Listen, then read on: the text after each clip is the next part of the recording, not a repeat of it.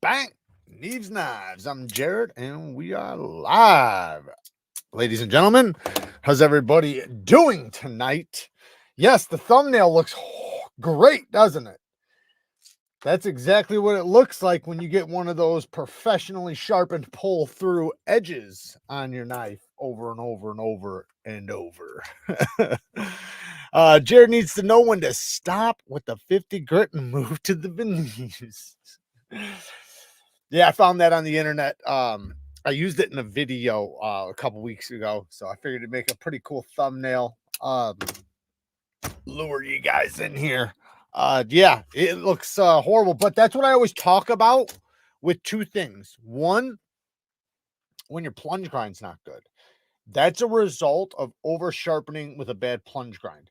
All knives eventually, maybe not all, because some are going to be collectors and whatever, but all knives that are used are eventually going to be over sharpened unless if you replace the knife.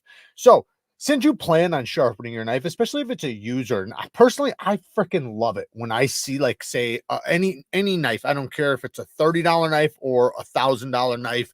You know, if it looks like it's been just sharpened, like, to death because it's been used so much, I think that looks badass. I love it. Obviously, they need to replace their knife, but eventually that's what's going to happen if you use your knife, right? So the goal is for it to look as good as possible for as long as possible, right? You don't want it to look like the thumbnail after, a bunch of sharpenings. Granted, that thing probably would have looked like shit no matter what with that much sharpening, right? But it would have looked good up until a certain point. And I bet you that thing started looking like shit from the first sharpening. Second sharpening just got worse and worse and worse and worse and worse. Rather than 20 sharpenings in, it started getting bad. But the plunge grind makes it to where your blade recurves up like that. So how's your day going? What you carry? So I actually still carrying the Giant Mouse Biblio XL. I need to resharpen it. The edge is holding up okay. It's a factory edge, and I know Italy likes to burn their edges. So I don't expect it to be a high performance edge or anything like that. It's been holding up okay. I've broke down, I don't know, maybe a dozen boxes or something, opened up maybe 12, 15, 20 packages or something. So nothing crazy, but it's not the best edge to begin with. So I just need to resharpen it. Once I sharpen it, then I'll really be able to tell, like, how the steel is. Now, usually, I don't want to say always, because I feel like I'll wind up putting my foot in my mouth if I do that. But from my experience with a lot of their LMAX, they seem like they're doing okay. Like, I'm not gonna say they're doing a great job, but it is way, way, way better than their M390. Like, their M390 is, in many cases, and I'm not talking about just Giant Mouse, I'm talking about just Italian companies. They're running it in most cases 58 to 60. And I think in a lot of cases, you're getting the 58. I have seen some that just literally you could put a fresh edge on it, and 50 feet in, it's starting to go dull. Like, it's not, shaving hair, cutting paper anymore. So, that's just a soft, shitty steel. But with their LMAX, it seems like it's at least okay. They don't seem like they're doing too bad of a job. I think they're running it 60 to 62 normally. So I've never pre-ordered a knife before, so I was wondering how long it takes for a company to release a knife. So it just depends. It just depends. So, like, sometimes they'll tell you like 3 to 6 months. Sometimes they'll tell you 4 to 6 months.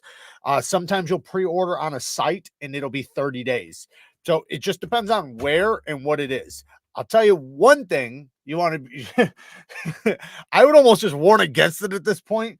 But when you see a Spyderco or a Benchmade that recently dropped on, like, Blade HQ for a pre-order, that could be a year out. I've had some that's been over a year. I had some that took so long that I wound up changing credit cards by the time it came out. But usually on average, 4 months. For, like, but that's sorry, that's for, like, regular pre-orders, like say if somebody's doing some OEM work. But from a company, it just depends. Hey, jumped on the bandwagon, got the Vision FG in Damascus, showed up last night. I see the hype. Yeah. And you know what, man? That thing has some really nice Damascus. Uh, and especially with all these, because you see so many cheap, shitty companies running Damascus all over the place, like this Pakistani Damascus. So it can scare you away from Damascus. I remember my first two dozen experiences with Damascus. I fucking hated it. Like I hated it. It just was so shitty, but I didn't know that I had a horrible brands. Like it was just, you guys know, it was just like Pakistani steel and stuff. So it was like, oh crap. But Civivi's Damascus is really good. They're doing a really good job with it. It's a good mix. It's a good steel. It's a good everything. They got a good pattern. It holds a good edge. I believe one edge retention test actually surpassed S35VN, which doesn't even sound right because it's a 10 CR. But, like I said, they're doing a pretty good job with it. Ed Durbin's been a member for 23 months. Bang, bang. Where's the Sharpens best at? I got some knives that need some work. Send them on through. We'll tune them up for you real quick. I do want to say that, and well, first off, thank you to everybody who did shop through the NEEVEKNIVECO site for the Bel Air. I'm not sure who all got emails in, but anybody that we reimbursed their money because of the shipment being late, we got them. So they're in-house right now. So if we refunded your money, I'm sure you've already gotten an email. Look for that, seeing if you want to get it again. But it's in-house. It's ready to ship. So we don't have a lot. We only got like 30 or 40 or something. So just letting you guys know, if whoever doesn't wind up getting those, whatever's left will be on the site for whoever wants to buy them. That's definitely a good one. I know that one cutting board knife reviews, I think that's what it was, or something like that, who did that test on the one, and it didn't do too good. The blade bent, the washers were soft and things like that. The washers I'm not that worried about, but the blade bending is a horrible thing. But mine doesn't have that issue. I know a few other people's that don't have that issue. I'm not saying that it's just his. It could be something like 1 out of 10 or something. I don't know. I don't know what their recall is, or not recall. I don't know what their percentage of fuck ups are. I don't know. 10%, 20%. I don't know. But whatever happens with Kershaw, they will take care of it. That is one good thing. Kershaw does have a good warranty. You can send it back. They'll replace it. They'll do whatever it takes. Hey Jared, hope you enjoyed the shank I sent you. I got it right here. Let's get a review on it. Who should we review it on? I guess I got a couple of guys here in the chat that I'd like to poke up. Yeah, it's pretty cool. Sent me a prison shank for next time I feel like going in. Bang bang. Is tomorrow banging? No, that was last week. We did one last week. We did, so not tomorrow. Tomorrow I actually got I'm going to meet up with somebody tomorrow in the morning from the knife community who lives right here in Chicago. So meeting up with somebody from the community, and then I actually have Kara's birthday's in 2 days. So we're gonna probably go or hang out with her family or something. So you're saying that it could be a year until I get my Manix 2 XL and Crew Carter from Blade HQ? I don't know. I ordered one too. I ordered mine. I don't even know how long it's been now. 2 months ago. So I don't know. That's the thing. It's so hard to tell. You could ask them, but they're gonna probably tell you they don't know either. It's on Spyderco. It's weird that they even allow it to go onto the site without it being like 30 days out. That just doesn't make sense to me. Unless if they say it, if they say like, hey, this is a pre-order 4 to 6 months from now, cool. But when you just say pre-order, I'm thinking, because every time I've ever pre-ordered something on Bladed Shoe, I'm like, this is a knife dealer site. So they know what's coming. They know what they've ordered. They're like, we ordered 300 of these, right? So they already know all those things, and they know the ins and outs. So it's probably going to be there in like 2 weeks. That's what I always think, 2 weeks till a month. 3-4 months go by, I'm like, what the hell's going on? 6 months go by, I'm sitting there like, fuck it. Like, I'll just wind up forgetting about it and wind up just being like, I guess I don't need that knife. Mass drop ass, I'm guessing. I believe that's an ice pick when not incarcerated for rules and law sake. Yeah, yep, definitely an ice pick. For sure an ice pick. That thumbnail is what the sharpens best did to my knife. Yeah, well, but that's what's going to happen to anybody who uses a pull through constantly, or number 2, has a bad plunge grind and over sharpens their knife. No one else does the pre-orders except Blade HQ. Personally, I think that's kind of lame that they do it. So the thing is I don't think it's lame that they do it as long as they do it how they do other brands. Like other brands, like say Civivi and We, that's never more than a month out normally. I know the Neferis was fucked up. Obviously, the ship went down, fucked up, whatever. But aside from that, it's usually 30 days or less out. That's usually how it goes. And I know that because I know the drop times on those. So I always know the drop dates on those. Not that I can disclose it, but I always know it. So since I know it, I know when the pre-order goes up, when they're going to be there. So they're legit. But other companies, though, like Spyderco, Benchmade, Hogue, those ones are the ones that are worrisome because you just don't know. I called Blade HQ one day and they said it would ship once the knife comes out, and it would ship straight from Spyderco, not from Blade HQ. Well, what's messed up about that though is that, when is that? That sounds like we got to call. This is the thing. I ordered through you. I ordered through you. I want the answer through you, but it sounds like you got to call Spyderco. Jared really took Sharpen's best to the woodshed. It's not that I want to do that, and I have to be careful because it wasn't his exact device. I thought it was the whole time until the end. Then I wound up realizing, because I thought I bought it from his site. I guess I must have hit the other site or something. I don't know. I'm guessing there's a ton of them out there. It's the same damn thing in reality. It's the same damn thing. The only thing it's missing is the pull through sharpener part. But we already know how I feel about those, and I've already got videos on that. Anyways, yeah, I might just wind up having to buy his and just to reinsure that I don't get a lawsuit or anything. Not that I should get one, I think I put a decent amount of disclosure in there.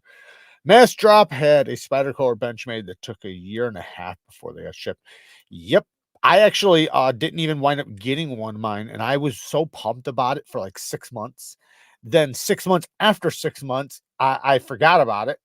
And then like 3 months after that, so it was like 1 year and 3 months, I wound up seeing that they dropped. I was like, oh, what happened to mine? And I forgot that my credit card number had changed because it got scammed or whatever. So how you shut it off, and they send you a new one. So they didn't have my right card. So I wound up getting screwed after all that time, thinking I had a knife coming. I got fucked. I need to send in a blade from styrofoam cups. I need to send in a blade from styrofoam cups. You're going to make blades out of styrofoam cups? Hi, all. Been using M390 sheepsfoot for 1 year or so. Cuts phenomenally. Recently picked up a mini freak in M4. Got a razor sharp, but struggle to cut with any explanations. Hold on a second. Picked up a mini freak in M4. Got a razor sharp, but struggle to cut with it. If you got it razor sharp, I don't understand what's the problem with it cutting. That's the part I'm confused. You got to explain. So you sharpen it. If it took a good edge, why would it not cut well? What I will say is that maybe your angle's too high. What angle did you sharpen it at? That would be my biggest question, because it sounds like you might have put too high of an angle. I was stabbed with one at work. A styrofoam cup knife? Or an ice pick. James K gifted 5 Neevesknives memberships. Thank you, brother. I appreciate it, man. Thank you so much. Stupid, but generally curious. Do you think you could blade swap the Vision R blade into the Vision FG? I don't know, but I am going to try. I'm not the blades, but I'm gonna try to. Well, maybe the blades I should, but I was gonna try and swap the scales. I'm not sure though, but I'll test it out though. We'll see. I'll do a video on it, or I'll put it in a video. So, hey, what's up? I just joined the live, and it said I made offensive language. That's odd. I haven't commented until now. I have no idea, man. That's not me. That ain't me. I don't ever. I have never, ever, ever reported anybody, stopped anybody. The only people I have ever reported are bots and scammers. But the scammers are literal scammers, like not like, just somebody fucking around, but like a literal scammer, like pretending to be me or something. Those are the only ones I do. So if anything happens, it's always YouTube. It's not me. I will never mess with anybody's freedom of speech. Yes, styrofoam, take 3 cups, place on side on paper plate in microwave. I gotta see this. Too slick, no teeth. Too slick, no teeth. That could be the thing too. You're right. That could be the thing too. It might be too slick of an edge. Yep. Possible overstropping. And when I say overstropping, what I mean is too much pressure or too high of an angle when stropping. A lot of people get that because they stay too long on the strop, but that's usually because they're not really good at holding an angle and they're a little all over the place and they lift. If you're really good at stropping, you don't have to worry about that as much. But if you struggle with stropping, you don't want to strop too much because you probably are putting too. The thing is just use light pressure. Use light pressure, and if you ever question about the angle, if you're not sure about the angle, go lower. Nothing will happen from going lower. The only negatives can come from holding a higher angle.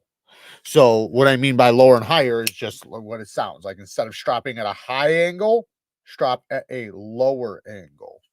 Try to match the bevel as much as possible. That's what your goal is. Your goal is to match the edge angle that's on your bevel. But like I said, if you're not positive, just in a little goes a long way. So when I say hold a lower angle, that's probably going to look like this. Like here, watch this. Really pay attention because you're not even going to notice it that much. Like, see how I just hardly moved it? A little bit less, a little bit less. You don't need to adjust much because that little bit is a huge difference. Set that freak in a 17 degree and it makes it so much better.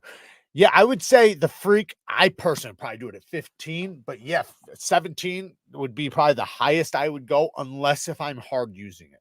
If it was a hard use knife for me, I might go 18 to 20, but I wouldn't go over 20. But as long if you're using it for just cutting purposes, no hard use, no toughness, you're not doing any impact or anything like that. You're not cutting barbed wire and fucking paint cans and shit like that, then yeah, 17 is a good angle. Buy any new Chris Reeves or still on the honeymoon phase. Just coming here to give a hello from France to the Neeves in chat.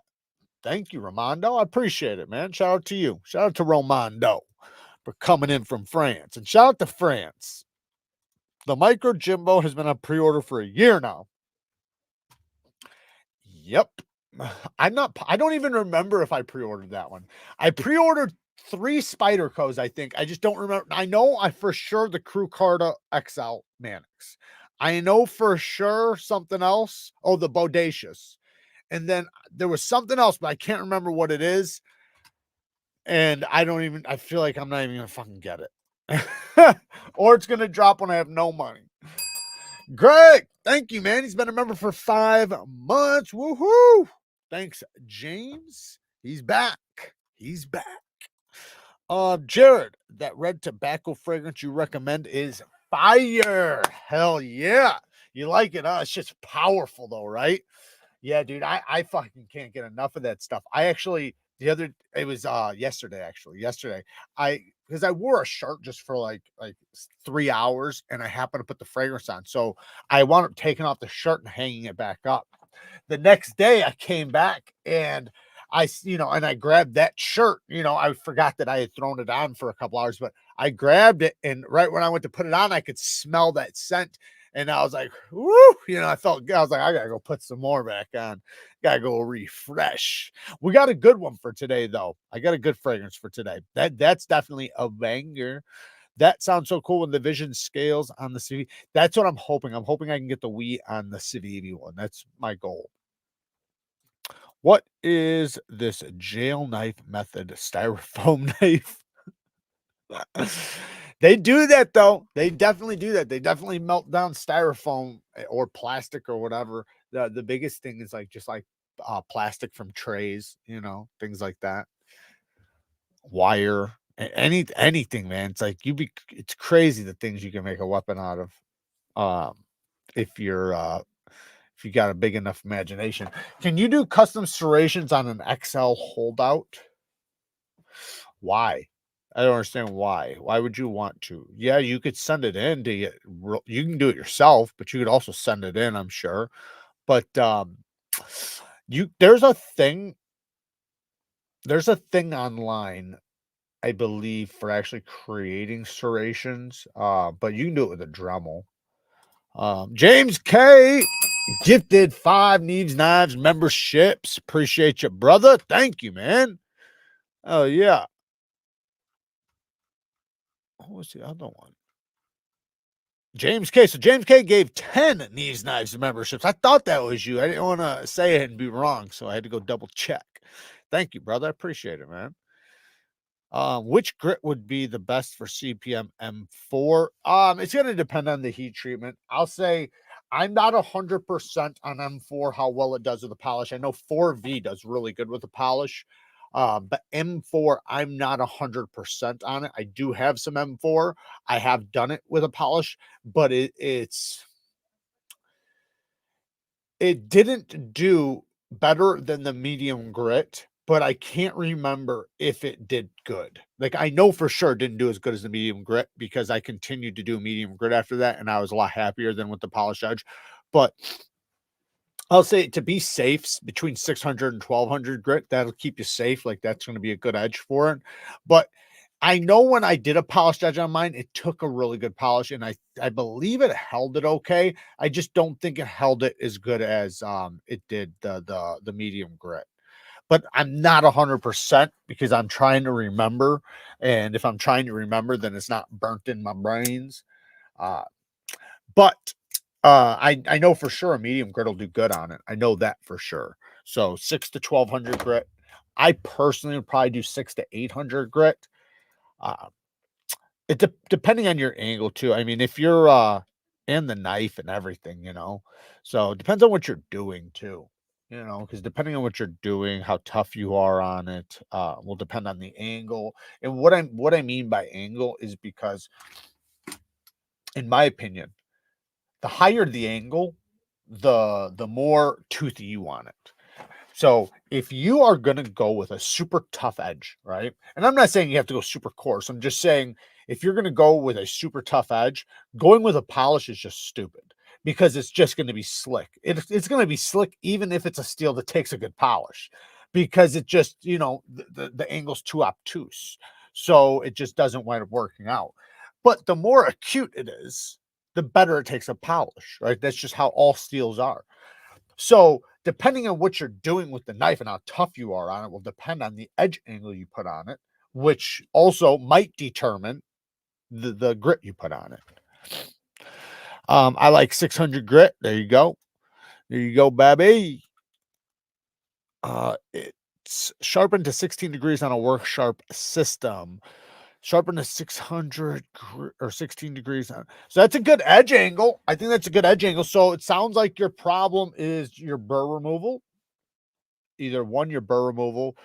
Two, maybe you didn't reach the apex with your scratch pattern. There's too many variables to tell you for sure the problem. I'd have to see it. If you can take a picture and send it to me, I can tell you. Lacey says 400 to 1,000 on M4. You will be happy. There you go. Yeah, you really can't ever really go wrong between that grit. You know, with just about every steel. I'd say the one steel, maybe two steels, but especially like CPM 154, that steel is like a 400 grit is like a 600 grit. So a 600 grit is like a 1,000 grit. It's just it's so fine grained that the grit is not, it doesn't respond the same. So that's also why like after 1,500 grit, depending on your edge angle, it might start feeling slick. Even though most knives at that grit would not, because at 1,500 grit, it's like a 2,500 grit. So maybe not quite 2,500, but it's up there. And also that's the reason why so many custom knife makers love CPM 154. And I understand, because it's so easy for them to grind, so easy for them to finish, which is a beautiful thing, because when you're working on, you know, whether you're grinding a knife, working on a knife, or sharpening a knife or anything, the smoother things go, the better the results are. So, you know, like something that's fucking very difficult and gives you problem after problem after problem, you're not going to be able to put your best work into it. So something that goes nice and smooth and is easy and it's fun, you know, and relaxing, and, you know, it's not stressful, you wind up getting the best out of it. What's your most interesting knife from SHOT Show? I did not go to SHOT Show, so I have no idea. No idea. One knife I want to get my hands on, there's actually two, the Max Ace Vortex, and then they have that new sickle. They said they're going to send me the sickle, but I really like the Vortex. That's been out for a while though, so it's not like that came out there. And then other than that, Spyderco had some stuff. Who else? Hogue has some stuff that I want to check out. Tried to reach out to them. They don't ever answer though. I held the micro Jimbo at the, I got to try it at Blade Show last year. They had it at Blade Show Atlanta. I have a video on it. Credit where it's due. I'm usually a bench made hater, but the M4 Freak can take a beating. Performed surprisingly well on the Dutch Boy Knives toughest folder challenge. Yeah, it did. I seen that. And benchmates are tough though. You know, that's what they're for. We have to remember that, like, even when we're criticizing them, they usually are going towards the tougher side. Now, I'm not saying that's always the better idea or better thing, but for the people that are wanting a tougher knife, for the people that aren't looking for high performance cutting performance, they're looking for something that can cut well, but also tough. That's a good, Benchmates are good knives. They really are. They do a really good job. The price is a little outrageous sometimes, but the quality is pretty good.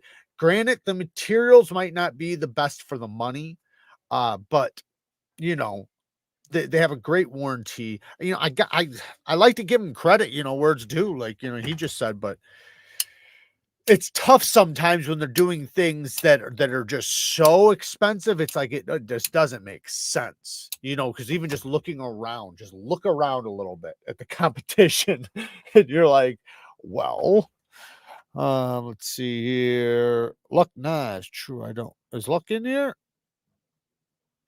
Oh, you're telling him. I was reading that different. I don't like Benchmates, but the Freak is a beast. Blade Binge Official with the 10 bones. If you guys don't know who that is NAFSALE.com. They changed their name, so now you guys officially know their new name. It is bladebinge.com. So now I'm going to switch. I haven't switched the link yet. I wanted to wait until they settled in. I'm going to switch the link very soon. So right now it still says nafsale.com down there, but it will soon say Blade Binge Official. So now you can stop calling them Nafsale. Now they're Blade Binge, which is a cool name. Very cool name. It just sucks because I have so many videos talking about Nafsale. I'll leave those links the same though. You need diamond stones for 15V? Absolutely. Absolutely. Yeah, that's a fucking beast mode steel. 15V. 15V's getting up there, you know, S110V category. So yeah, that's definitely a diamond needing steel. Whew, man, this thing is so damn sharp, man. These things are brutally sharp. I did notice the one that I got didn't hone back as good as my other, or didn't hone, not back, hone after getting fresh out of the box. Because I got the one I'm sending to Steve. I tuned it up a little bit and it came out really sharp. Don't get me wrong, it's fucking sharp. Most people would be like, damn, but it's not like my other ones. But I just know once he sharpens it, it'll do that. This shit is fucking fire, man. This Rex 45, this stuff is beast mode. I love it. I'm very much loving this Rex 45. I can see why, like, Outpost 76 and like other people were really hyping it up a couple years ago. Polished M4 doesn't do fantastic. 400 to 1,000 is beautiful. There you go. There you go. My uncle used to make fun of me for cringing when he used to pull through. So I showed him a picture of an edge before and after a pull through from Outdoors 55. He never used to pull through again. You should have showed him my video too. Yeah, Outdoors 55, man. I 100%. I love his channel, man. I think he does a phenomenal job. I try to shout him out whenever I can. I'm probably going to shout him out in a video here pretty soon because I do think not only is his content really good, but it has a lot of information, and the things he says is so accurate, you know, because I do testing too. So, you know, when somebody else, is actually getting results and is explaining the results, it's just easy to see. So, I noticed that he's very honest and he just has nothing but credible, really good information. And I respect it and I love it. So, I should definitely shout him out in one of my videos coming up. But yeah, man, I know I did one too. I did a video on the pull through thing too, and yeah, same thing. You could see in that how horrible they are. It just tears your apex. That's what it does. It's kind of like the video I just did earlier that I posted about the Sharpens Best. Same concept. You're taking a piece of carbide and running it down the apex, and the thing is it's impossible to put two pieces of carbide next to each other like this and have it at the angle you'd want for your blade, because there's too many different thicknesses. So in order to do, like, say, a 15-degree edge bevel on something like this, there's no way they can do that, and then it work for something else. So they just have a standard angle there, but that standard angle is like 40 degrees or some shit, something crazy. It's always crazy. Even if it says 20, the one I had said it was a 20-degree angle, yet on a 20-degree edge bevel, it was a micro bevel. So was it 20? Was it really 20? I don't think so. I put batteries in a sock to hold back the tide when I was taken to juvie at 14.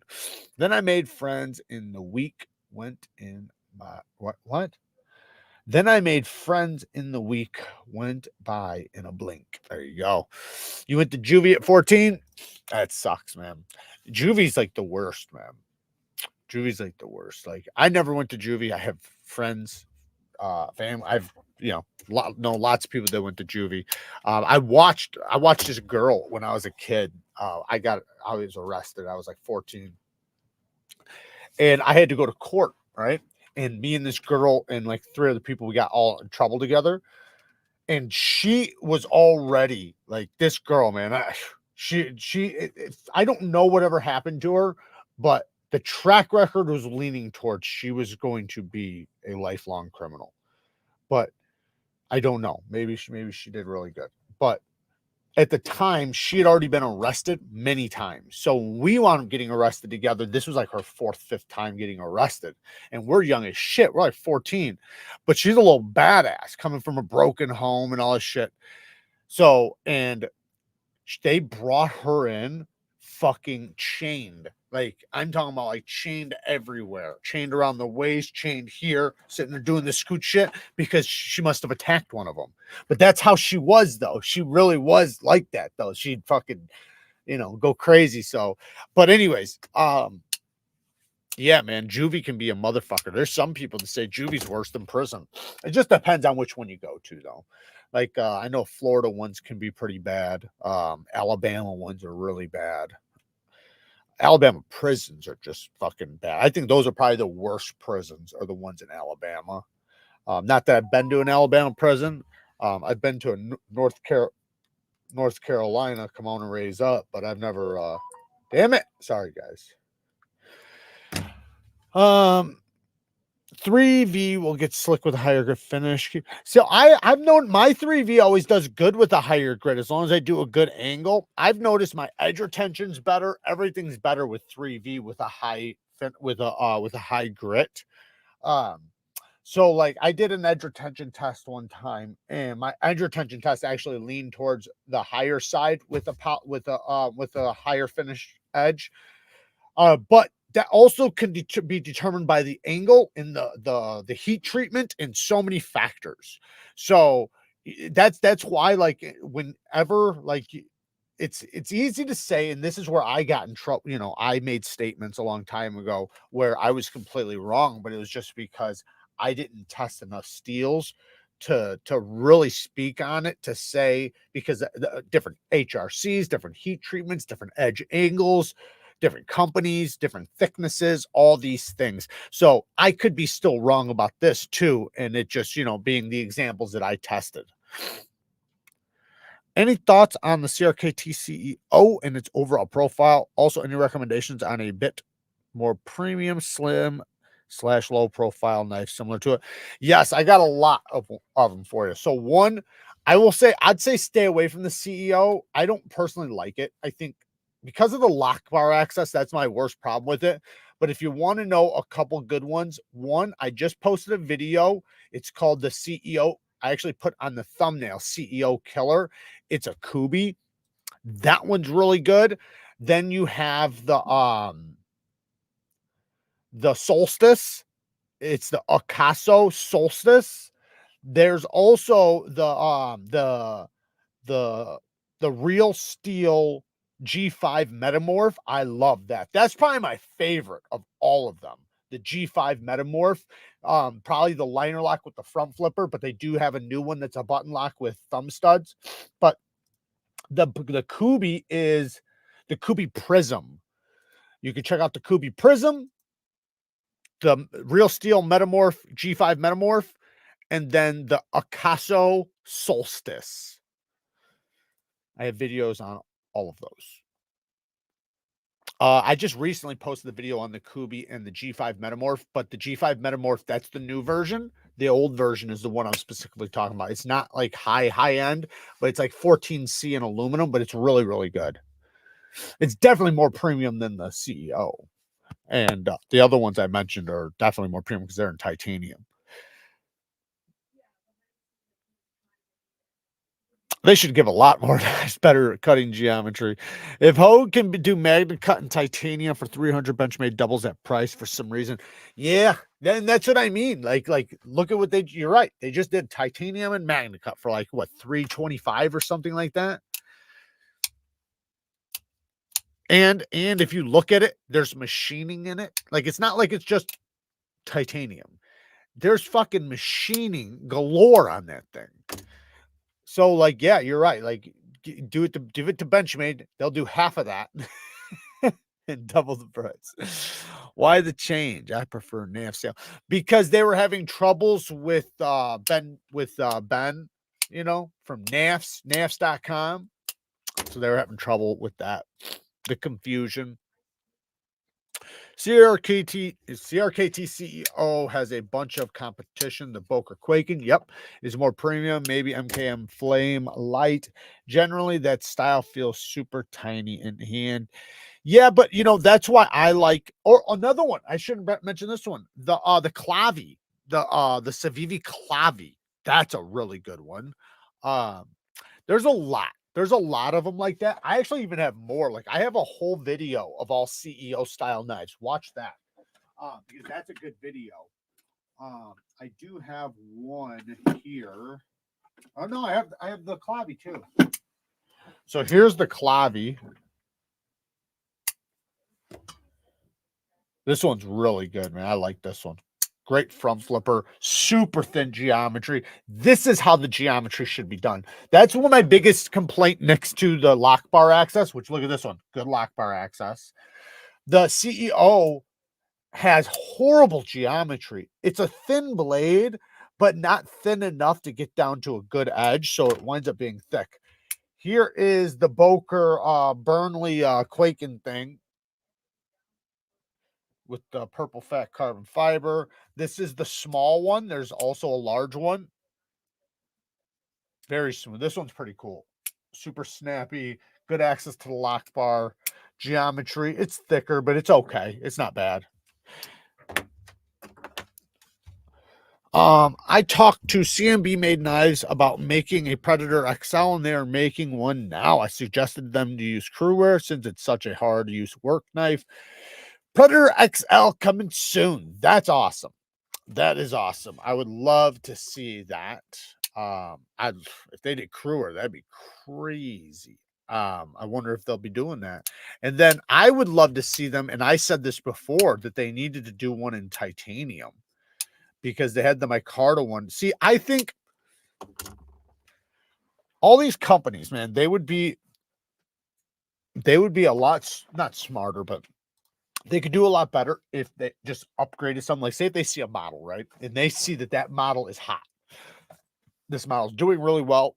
Well, if you upgrade something on it, that, and I don't mean just like make it a titanium knife. I mean, like, say if it's a micarta knife, well, why not go and buy a really high quality micarta and do a batch like that with the really high quality micarta, or maybe like a Crewwear or something like that. And if you are going to do titanium, yeah, do something else special. Let me catch up. I'm backed up, guys. I'm sorry, guys. I'm so sorry. I'm way backed up. Holy shit.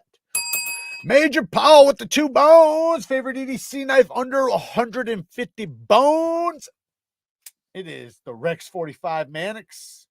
The Spyderco Rex 45 Manix. USA made with a screaming edge. It comes with a screaming edge too. Rex 45. Yeah. Whether you get the satin one or the Stormtrooper edition. That's my most recommended, and it's 144. Use the link down in the description to GP Knives. GP Knives. Yep, there you go. Yeah, it's good. Yeah, I would say it's the most high performance you're gonna get. If you're looking, the only other thing I could say, but I think it's more money, is the S110V, you know, as far as edge retention. But I personally would way rather have Rex 45 than S110V. That's me though. Everybody's different. This stuff to me is the most high performance you can get for the money. I would love to see them do a version like that in Crewwear.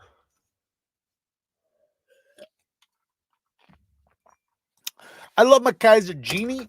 It's a good knife, slim knife, and 154 cm on it. Takes a great edge. Well, KIZER does a good job with their 154 cm. CMB Predator is one of my favorites in the budget. Mine too. I've had a couple of them, a few of them. I need to pull mine out. I haven't pulled it out in a little while. Now you guys are making me want to. Jared, thoughts on the Vince? What the fuck? I don't know what that is. Fill me in, and I'll give you some feedback. Fill me in. Rex 45 Manix, my favorite knife of the year so far. Mine too. Absolutely. I'll take Rex 45 out of 110, or 10 out of 10 over 110. Yeah, me too. It's just 110 is too finicky. Now, I'm not saying it's not a high performance steel, because obviously it's a high performance steel. But I think, you know, it's just, you know, it's too high performance, I think, for its own good. And then yeah, it can be a nightmare to sharpen in some cases. I'm good at sharpening it now that I know how to sharpen it, but when I first sharpened it, I was pissed. Theodore with the 5 bones. First live. Have a dagger boot knife with a leather sheath, full tang wood handle, 80s silver clip with a Western patent pending. USA on it. Have one. Tell me more. Is that what you're looking for? That's what you're looking for? You know, I don't have it anymore. This was a long time ago, but I used to have a badass boot knife that it was my dad's, and, you know, he passed it down to me. It had a leather sheath that tucked into the boot, and it had like the clip to hang onto the boot. It was a double-edged dagger, but damn, this thing was badass. Like, it was just really, really good quality. Like, you could just see it even at the time. Like, it's been a long time since I've seen it, you know, but when I was a kid and I used to mess with it, you know, like, out of all your knives, you can kind of tell like the fit and finish of one over another, and that one was really good. Where's the best place to find the deals? I've hit the wall. Well, right now, if you want to get the Kershaw Bel Air, the best deal is from NEEVEKNIVECO.com. We're actually selling it $10 to $15 cheaper than any other site. Yes, we are. But the deals are just going to be for the first or the sale items. So like Blade HQ, go to their sales items, and they'll have stuff like the old Civivis, old Wies, old Kizers and shit for sale. If you go to any other dealer site or knife company site, they'll have usually a spot for sales where they're selling basically shit that's that they've had for a while. Hey, Jared, I might have the opportunity to snag a little native avocado in 204P. What's your thoughts on this guy? Well, it's Spyderco. So I think Spyderco, if you're going to get 204P, that's going to be your best bet. The little native, you know, it's a good little knife. It's a small knife, though. It's little. So just remember, I'll grab it.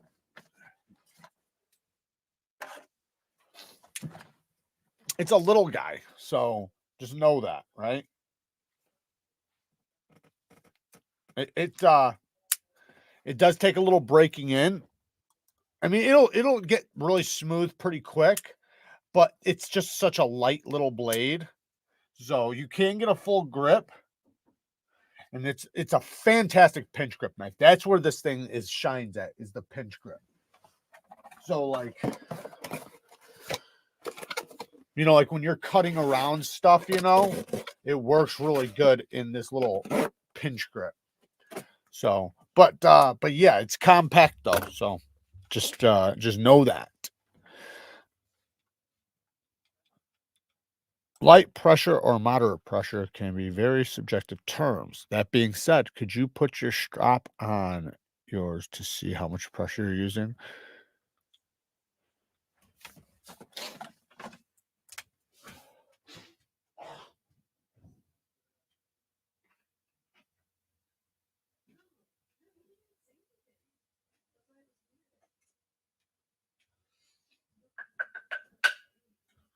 So it depends on the leather you're using too, because there's firm leather, there's softer leather, there's more supple leather, there's more quality leather.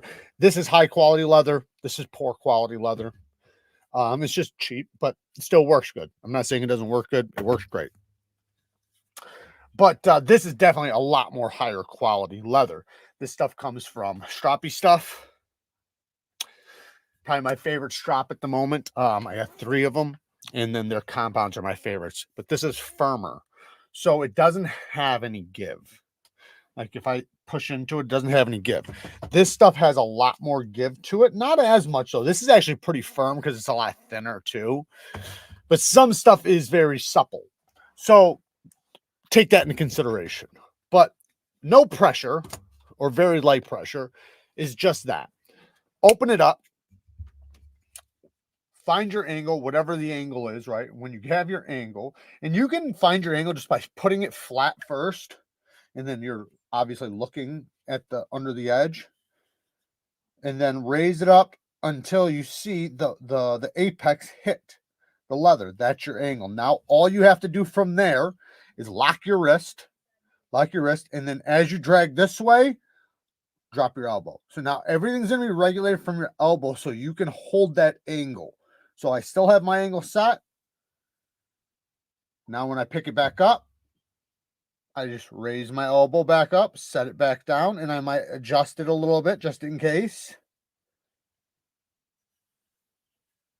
And like I always say, if you're insecure, go a little lower than higher. Now, as far as pressure goes, whatever the pressure is that takes you to maintain the angle, right? So if you're putting a lot of pressure, you're not going to be able to maintain the angle. So whatever you can, however you can do it, where you can set it down on the leather, don't indent the leather. You don't want pressure. So set it down, find the angle, and then float it across. Now, whatever amount of pressure that is for you to maintain your angle, that's the amount of pressure you want. Just don't try to put pressure, right? So like the amount, like the little bit is going to be whatever it takes. Because obviously if you're too light, you can't maintain an angle, right? If I'm too gentle, like I can't fucking do an angle. So you're going to have some sort of pressure, but it's going to be a very light amount of pressure for you to find that angle and hold it. So whatever that amount is, that's the amount you want. No more, no less. And then that makes it perfect for everybody.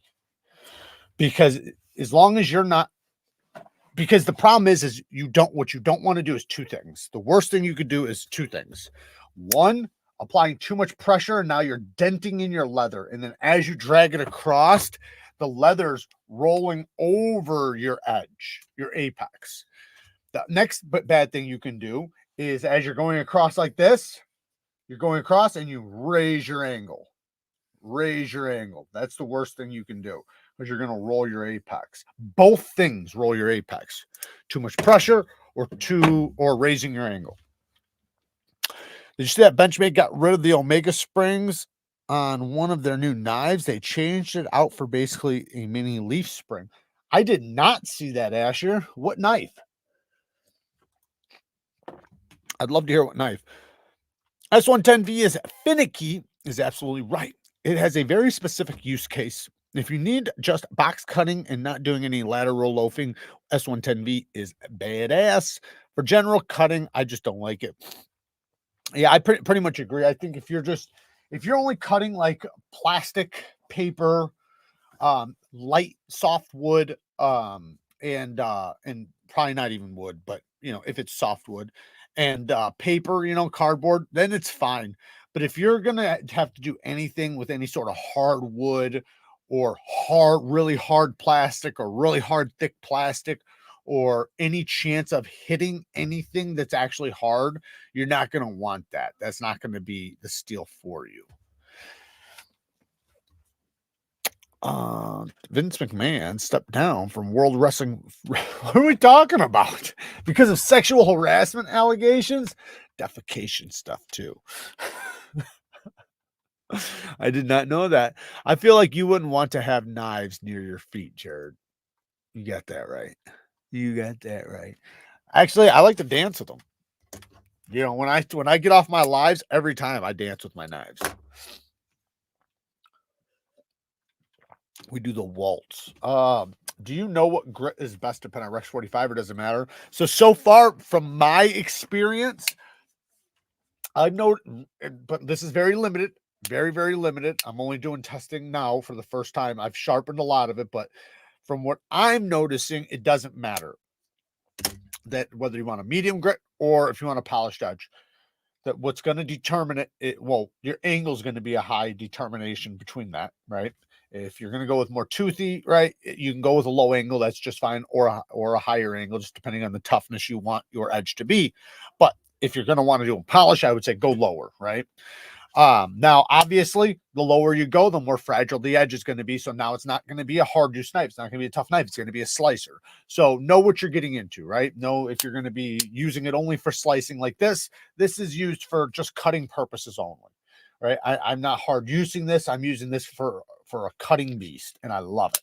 And it's a tough knife still. The edge is held up great, even over a little bit of toughness. But why I think that's really good, or why it's so good, its stroppability seems to be so good. So far from my experience, I've noticed that when I get done cutting with it, right? So like say I break down a bunch of cardboard and boxes, my bite will go away a little bit, right? So it won't have the amount of bite that I had previously. I pull out the strop, I do 3, 4 passes, 5 passes per side, and it just comes back as if I never even cut anything. And it does that over and over and over and over. And so far, I've had nothing but great experiences, whether it was a medium grit edge or a fine grit edge with that. So I can't really tell a difference yet. Maybe there will be in the end, but as far as right now goes, I can't feel the difference so far. Definitely loving the Clavi and the MKM. Really appreciate your response, and everyone else's. Asked the same question on 2 of the streams and got nothing. Yeah, some people get mad at me because I've had people. I had somebody the other day that left me a couple comments in some videos. So he decided to leave it about 135 times in like 12 videos. And eventually I saw it, and I responded, and he was like, "About fucking time you responded to me. I've only left this question 18,000 times." And it's like, bro, I'm sorry. I don't see every message. I try. And then in the live, sometimes people get mad because they'll ask me questions and I don't see it. But you remember, I always backed up. Or, well, in the beginning, I backed up. Halfway through, I usually try to catch up. So if you ever ask anything, when I catch up, right? And I'll usually say it, hey, I'm gonna catch up, right? So that means I'm going down to the last comment. When I say that, that's your time to repeat the question. Repeat the question because now I'm guaranteed to see it. Tim Anderson is a new member. Shout out to you, buddy. I appreciate you. Thank you. Always appreciate the new members. She says she's done from 240 to 6,000 grit on Rex and it loves it all. Yeah, mine is like, this is absolutely hair whittling. But getting it to be hair whittling isn't like the part that's going to tell you if it's like super good, right? What's going to tell you if it's good having a polish is how it holds up and then how it comes back. A lot of steels that don't take a good polish, the problem is they'll take a good polish. Second you start using it, they start getting slicker and slicker and slicker. And then when you go to strop it, they'll never come back to that level of sharpness. They might come back a little bit, but every time you strop it, it'll be less and less and less and less. And it's just because the reason why, here's the exact reason why. So the apex is fine, right? It's very fine. And it only has so much toughness to it, right? It's the edge stability. Sorry, edge stability. So what happens is it starts rounding. It'll literally start rounding off. So it might be sharp to the touch. It might cut really good, but it doesn't have that crispiness anymore for it to be sticky. So when you strop it, yeah, it's getting back a little bit sharper, but it's not that super acute apex that really is screaming sharp. So the problem with that is that it's just going to keep wearing. So it'd be better for you to just have a toothy edge. That way, as it starts breaking down, you still have teeth. So you still have bite, because the worst kind of edge is a slick edge. That's the worst is going to have no edge, right? But the worst type of edge to put on your knife and to have results is going to be slickness, because slickness means you're going to slip, and that's a dangerous edge. That's where the saying comes from, that a sharp knife is a safe knife, right? Because if I'm cutting something, right? If I'm cutting something and my edge is biting and staying into the material until the end of the cut, that's good.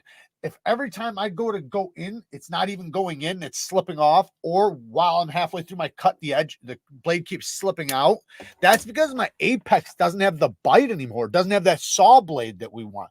We want those microscopic serrations like a saw to bite and, continue staying in a cut, or to begin a cut. And then the geometry takes over after that, but still. How is Queen Kara? Her birthday's in 2 days. Hey, Nee, you saw a live stream you did with MC. First takeaway was that wasn't how I expected him to look. And what? Hold on a second. Saw a live stream you did with Metal Complex. First takeaway was that wasn't how I expected him to look. And 2, you're a Porsche guy. I am a Porsche guy. I am 100% a Porsche. I've been a Porsche guy since 8 years old, and that is no joke. Like, I'm 100% a Porsche guy. I could go into it, but yeah, I'm more than just a Porsche. I'm like a Porsche whore. I am. I'm. Yeah. I'm crazy over them. I always have been. Anyways, yeah, man, I've been wanting to get him on my live, but getting him on a live is like fucking pulling teeth out of a bear. You can't get him. I've set it up many times, and he always cancels. So, you know, hey, one of these days he'll show up. One of these days, maybe. Cold Steel is bringing back some of their folders from the 60s. I also, and I'm not saying this is him, but I'm sure some people aren't going to want to come on because they're worried about things I'll talk about, things I'll say. And I get that, and that's fine, you know. But I just want people to know I would never push a limit of what you're uncomfortable. I always ask everybody, every person that's ever been on a live with me, I always ask them, is there anything that you do not want me to ask you or talk about? Because whatever that is, I will never ask you. We will never talk about it. I will avoid it at all costs. So, you know, what is better for a first buy than Shapton? I don't know. Oh, the Shep. You're talking about the stones. I always say just get diamonds, man. Get diamonds, DMT. I would say no matter what, I don't care if it's resin bonded or diamond plates. If you go towards diamonds first, you are going to save yourself a fucking nightmare of problems. And the reason why is because when you're learning to sharpen, when you're first getting into it, you want to learn the basics on sharpening. What you don't want to have to learn is stones, because that is two different things. Learning how to sharpen is one thing, stones is another. So like me, I went down it ass backwards. I got the cheap stones, the soaking stones, the oil stones, the Arkansas, every type of stone that was an absolute mess, a nightmare. And just, you know, like everything that made it to where instead of me focusing on sharpening, I had to focus on all this other shit. Once I found diamonds, once I got diamond plates, I was almost laughing at myself. I was looking over here at this drawer, $1,000 worth of stones in the drawer, fucking waste. What did I ever do? But it also made it to where I was able to learn no stones. So now I'm good, you know, I'm a lot better with stones. And I'm not saying there's not great water stones, because they're absolutely king water stones are fucking phenomenal. I love king water stones. I love a lot of other stones. Diamonds are the easiest. They're the most effective. They are going to be the most useful across the board with all steels. So I recommend those because it just you don't have to make them wet. You don't have to flatten them. You don't have to do anything. You just set them down and start sharpening. After sharpening, dust them off. Like that's it. So now if resin bonded, right? Resin bonded, you just put a little soapy water on it, and every once in a while you flatten it. Or I would say every couple sharpenings, condition it. Then every 6 months or a year, flatten it. Because if you condition it, you won't have to flatten it as often. And that's just a little stone. You just rub on the top of it. It's super fast. You can do it in like 10 seconds. All right. I'm catching up. So anybody who said anything that I missed, I'm sorry, guys. I'm going to catch up to I'm all backed up. You guys talk fast. Just Nate, been a member for 16 months, bought a Hot Wheels 1971 Porsche 911. Thought of you. Appreciate that. I appreciate that. Sid, been a member for 22 months. Bang, gang, bang, gang. Smash that like button, please. Thank you, Blade Walker. Yes, please hit that like button. Crazy Roach has been a member for 2 months. 2 months went quick. Thanks for everything. Hell yes. Hell yes. We do not have a live tomorrow, but we will have a live next weekend. And I think I'm gonna just do a giveaway every live. So I think what I'm gonna do for the members' lives, I think I'm just gonna do a giveaway. Obviously, we're gonna do the sharpening and stuff, right? But what I'm saying is that since I'm not doing the Patreon giveaway anymore every month, we'll do, because normally on Patreon I did 3 gives, at least 3. Sometimes it was like 10, but usually it was at least 3, right? So if I did at least 3 a month on there, meaning 3 prizes and 1 giveaway, then if I do 1 giveaway every members live, that would be 2 a month. So I might do 1 or 2 gifts, you know, maybe even throw in 1 or 2 more, just depending on how things are going that month. And then, yeah, I think that'll work good. Now, I can't promise you guys what the shit'll be, but you know, whatever I have fucking laying around. Are you getting a Vero Lux? Hopefully, we will get a review from you. I'm not sure. I hope so. I hope he sends one. I'm not going to be able to buy one. I'm not going to be able to spend too much money for a little bit. You know, things are tight right now. Fucking got to pay a crazy amount of taxes, and you know, I had Kara's birthday. We just had the holidays, like everything always catches up to me right around this time of the year. So it'll be about a month, and then I'll get back into buying shit. But I mean, not that I won't buy shit, I just did, but I have to be very calculated with my purchases and make sure they're good for the channel. You know, like I just recently bought these CRKTs. I just recently bought another thing. You know, I still am buying. I obviously have to buy things for the channel and keep things rolling, but I don't want to buy things that aren't going to do well for the channel. You know what I mean? So I'm not saying a Vero won't do well, but you know, I don't know where they'll be or anything like that. So it's not something, you know, I can link. I can link them. It just depends on where they're at. I don't know. What's the most difficult steel to sharpen? From Mark P. I'd say S110V. S110V probably.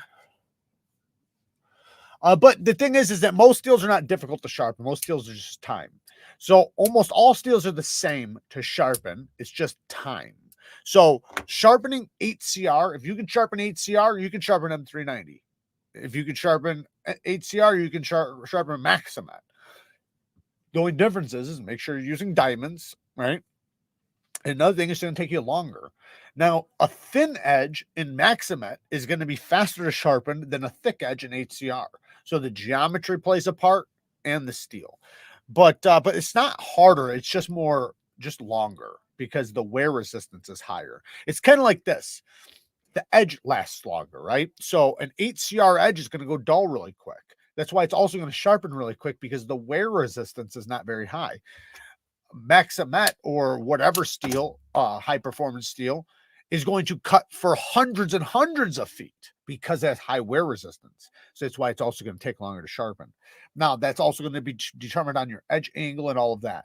Like I said, I would way rather sharpen Maximet 10 thousandths behind the edge at 15 degrees per side than sharpen 8CR that's 40 thousandths behind the edge at 20 degrees per side. So it just depends, you know, like on that. The thickness is going to be the biggest factor with the difficulty level. S110V, from my experience, the reason why it's a nightmare is it's burr. When you get to the burr, you don't remove it with the stone. For some reason, it just does not come off. Like it's just a fucking nightmare. So what I found from my experience is that you want to kind of fatigue the burr, but it's not going to feel like it did anything. But you do your best to fatigue it and then get it to the strop, and the strop will actually remove it. It's kind of weird how that happens with it. I don't know exactly why, but it just happens that way. What about that tungsten carbide knife? I forgot what the name of it was. You talking about the one with the Snex lock? Dave Goodridge. I got my original wee banter sharp again. Thanks to the information I got from you. Yeah, no problem, Dave. Hell yeah. That's a good one too. The wee banter. That's a real good one. I like that new Warren clip that just came out. I kind of want one. I got all the other ones, so it's like, should I just add it to the collection? Abner's been a member for 2 months, getting a Vero Lux. Maybe a review from you. Maybe. I don't know if I'll get one or not, but I will do my best. What is 6 inches? It makes women go nuts. Answer: $100 bill. Good one. Yeah, the Rex 45 is definitely no joke. The Benchmade knife was replaced. The Omega Springs is the new 710.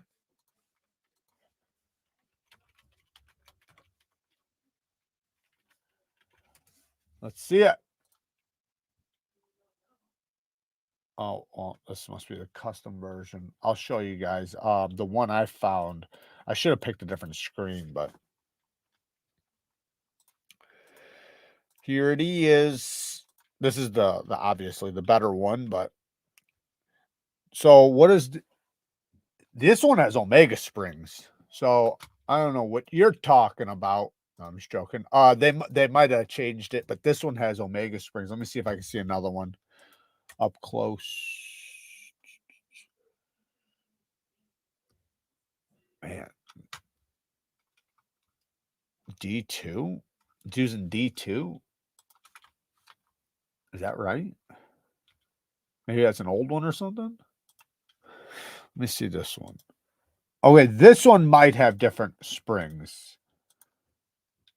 No, still looks like Omega's on this one. This one's D2. This is an old. This is discontinued. Maybe this is the discontinued one, and that's what I'm looking at.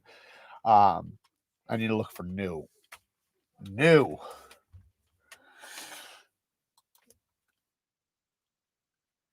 Sorry, guys. I'm trying to stop that. It's not working out. There we go. All right. At the Benchmade booth, I'm here with Mike, our sales representative here. Good morning. Just skin deep, which we'll get to that here in a Fuck Knife Center. second. But we've got aluminum handles. I did see this. I actually did see this. I think we showed this in last. It's really cool milling pattern. Same on the reverse. You've got the deep carry clip, S90V blade steel. There's the McHenry and Williams, not limited edition. I like the thumb things to disengage. Performance steel right there. There is this limited edition with black handles, a little more faceting going on. It's the standard version is kind of flat, and this one has a little bit more shape to it, along with the different milling pattern and a Magna Cut blade on that one. So limited edition, a little bit more pricey. Right, $600 MSRP. Feels really, really good. That'll be launching in April. Launching in April, and then we don't have a release date for this next one, but there is going to be a gold class version as well. Yeah. Titanium handle on that one. Fafnir Damascus. All right, tell me about Just this year. All right. Limited number. But for those of you, and then We're gonna have two limited versions. got aluminum handles with this really cool milling pattern. Same on the reverse. You've got the deep carry clip, S90V blade steel. There's the McHenry and Williams logo right there because they, of course. All right, I got time for it. Well, there you guys go. I don't know what the Omega springs look like or what's going to be used, but they won't fuck with me. I don't really mean that. I'm just goofing. But they Knife Center won't mess with me. So, yeah, I'm just fucking with them. I honestly have nothing against them. I buy things from them every once in a while, but I try not to be honest, just because they won't support the knife community as far as the channels and stuff. When other companies do. So to me, I kind of feel like a dickhead because you got to think, I have a lot of knife companies that support my channel by allowing me to have affiliate links, by working with me, talking to me, discussing things, like just everything, right? So since I have those companies that are willing to take the time and do that and give me, because it does work out well for them. Don't get me wrong. It's a benefit for them, 100%, right? And since you know that it's a benefit for them, it's only in their best interest, but they do it. And they, and that's awesome. So when another company refuses and just won't fucking deal with it, won't talk to you, barely says 2 words to you, it makes you feel a certain type of way. Like, why would I go out of my way to support this company that won't even support me or support, the community or the channel? I don't mean the whole community. I just mean my channel, because they don't do any channels, because they have their own channel, but so does Blade HQ, GP Knives. They have their own channels too. So to me, I'd rather support a company that does support Neevesknives or does support the knife community. So, there's a couple other ones that don't either. There's actually a lot that don't. Some of them do. They just pick and choose certain people, and for some reason, some of them don't like me.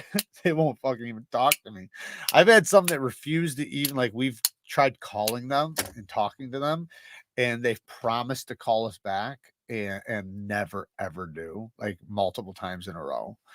So I just, I realized that something happened. I said something or did something, and it must have pissed him off. And I know, there's been some things with some knife people out there. So I don't know. It just is what it is. And I'm not trying to say that that's the reason why, but I can't help but think that that's certain reasons. You know what I mean? Like why else would it be, right? Unless if like I've said something or because I think there is a thing where, they obviously some of these companies, they want things hyped up. They don't want 100% honesty. They want hyped up. They want something. They want you to sell the product, not fucking tell the truth. Not saying all. I'm not saying all. I'm just saying, obviously some are like that. So, like, I've even got I got on the phone with somebody one time. I'm not going to say what company this was. They literally got in contact with me to send me products. Got on the phone with them. Everything was going great. They were, asking me for my address, all this good shit, right? Then we got to what happened with Liang Ma. And they defended him like no other. And which is fine. They're friends with them. And I said that. I said, just go watch my video. I said, don't take what I'm saying. Just go watch my video. Like I explained it well in there. Like I don't have to sit here and break it down to you. I can tell you how I feel. I tell you how I feel about the guy, but go watch that video, right? Because I can't sit here and show you everything or whatever. So anyways, the point is though, is that I don't think they ever went and watched it, but they never spoke to me again. They hung up the phone, never talked to me again. They never sent nothing, never nothing. So, but I kind of figured that would happen after we got the phone because it was kind of a disclosure. Like, listen, man, this is what could happen. I don't want you to think that it's going to, but just know that like I'm going to be honest. So whatever the products are or what they are, right? So if you send me something and there's something wrong, I'm going to call it out. I have to. Now, what you do about it or what you say about it, your response is completely on you. Like I'm not talking about you when I talk about the knife because you can give me 3 knives and one of them's bad, the rest of them are good. Obviously that can happen. And sometimes companies say, "Oh, I sent you a bad one. Oh, I'm sorry. I'll send you another one." Perfect, right? Now when I get it, I'll say good things about it if it's good, but you can't expect me to neglect the negative things in order to make you look good. Like that just fucking doesn't make sense. So if and the thing is that some companies are going to be worried about that, and you almost can't blame them because it is their livelihood, it is everything, and what they don't want to be is smeared across the internet. And I get that, and that's why I don't want to come off that way. I don't want to do that. I don't want companies to fear their stuff being on the channel. I want them to want it. I want them to literally think about it like my product is so good that I know it'll do well. Something like that's the way I'd rather them think. And then if my product's not, like, let's say my product is not as good as I think, that'll give me an opportunity to make it better. So, that's just the way I think. I don't know. Hey, Brian's in here. Shout out to Transparent Knives. Watching interviews at SHOT Show was great, except that the interviewers have to, what is that? Insistently say everything from every company is amazing. $130 for D2, great price. Exactly. And the thing is though, is at Blade Show, it's a little tougher. I'll be honest, man. It is tougher. It's hard. And I've done it, man. I got into it with fucking multiple companies. And you do feel bad because it's like you go up there, right? And like say, and sometimes it's not their product, so it doesn't matter. But like say if it's their product and they're really happy about it. What's up, baby? Do you remember when I walked up to Holt and started checking their Lock up? That was because of him. That was because of this fucking guy. I walked right up. I literally looked at her and said, "Nope." I started doing it. I was like, "Don't do it. Don't do it." Because what happened was Brian bought some Holts and they were failing, like, and not just like failing, like literally just little tiny taps. And so we were wanting to get to the Holt booth. Right when we got to the Holt booth, she fucking grabs, starts getting ready to tap, and I'm like, "Don't you fucking do it. Don't do it." We were walking by and I said, "Oh, I want to go over there," and I was like, "Isn't that them?" Yeah. And you were like, "Yeah, that's like the thing." And Mhm. I walked up and I had the knife in my hand, and I just started going as hard as I could with it. And you looked at me and you were just like, Nope. and Because then I kept asking questions that were like, yes. very on the. Yes. Which I was doing investigative journalism. which you want to do, but like, it's tough. Like when it's a knife maker that's their like that's their work. And say if it's a little rough around the edges, I try to be as nice as possible. I don't say anything bad about it whatsoever because they are proud of their work and they're there. If I was reviewing it on the channel, I would. If I was, you're saying you're a keyboard warrior. You're only comfortable being yes, behind. that's exactly what it is. No, what I'm saying is that I'm not going to drag them in front of their face, in front of the people at their booth while they're sitting there presenting their work. Ready. Can't get you. No, it's not that. It's not that. It's that you want to build a relationship with somebody. You don't want to build a relationship on, I'm going to drag you. Now, here's the thing. If it's a production company, though, right? Not somebody who built it by their hands. These guys have a company, a factory. That's different because they didn't just sit there and spend 6 weeks struggling to fucking get the, I mean, maybe they did, but you know what I mean? Like, not to that extent. Not to the extent of doing it by hand and everything. So, I'll be a little bit more forgiving to some of the hand knife makers, but with production companies, when you walk up to them, God, you are so behind. I already know. I've been catching up this whole time. You just messed me up. Sorry. Lindsay with the 10 bones. Thank you. Appreciate the 10 bones. But yeah, with the production companies though, like when you walk up, you know, the people that are behind there in most cases have nothing to do with anything. So it doesn't really matter what you really say. Blade Walker just burned your ass. You don't start a relationship based on a lie. God! Yeah, I don't mean I lie to them. I don't lie to them. I just don't sit there and call out shit, right? Because I don't like, it's not mine to have. Like, I'm not buying it. It's a. Well, there's not really not much. To I'm not reviewing the knife. Yeah, I'm just walking by. Like, say, like here's an example, right? I walked up to a booth at the Blade Show Atlanta. I picked up a knife and I went to unlock it, and the lock box was horrible. I went, ugh, like that's all I did. So, ugh, and I set it back down. Right, that was it. I didn't sit there and say, "Hey, buddy, you should fucking do." You know what I mean? Start I do remember dragging his ass. For fucking you arguing back and forth with somebody I just bought a knife from about making an HRC 62 instead of 61. And that was a custom maker, yeah. Fucking pissed me off, man. Yeah. I was trying to get so mad, like, shut the fuck up! Yeah. Like, he wasn't gonna concede, and neither were you. Yeah. We were going in because he was just doing Magnum Cut for the first time, and he was doing it on the softer side. So I was trying to explain to him, no, 2 points lower.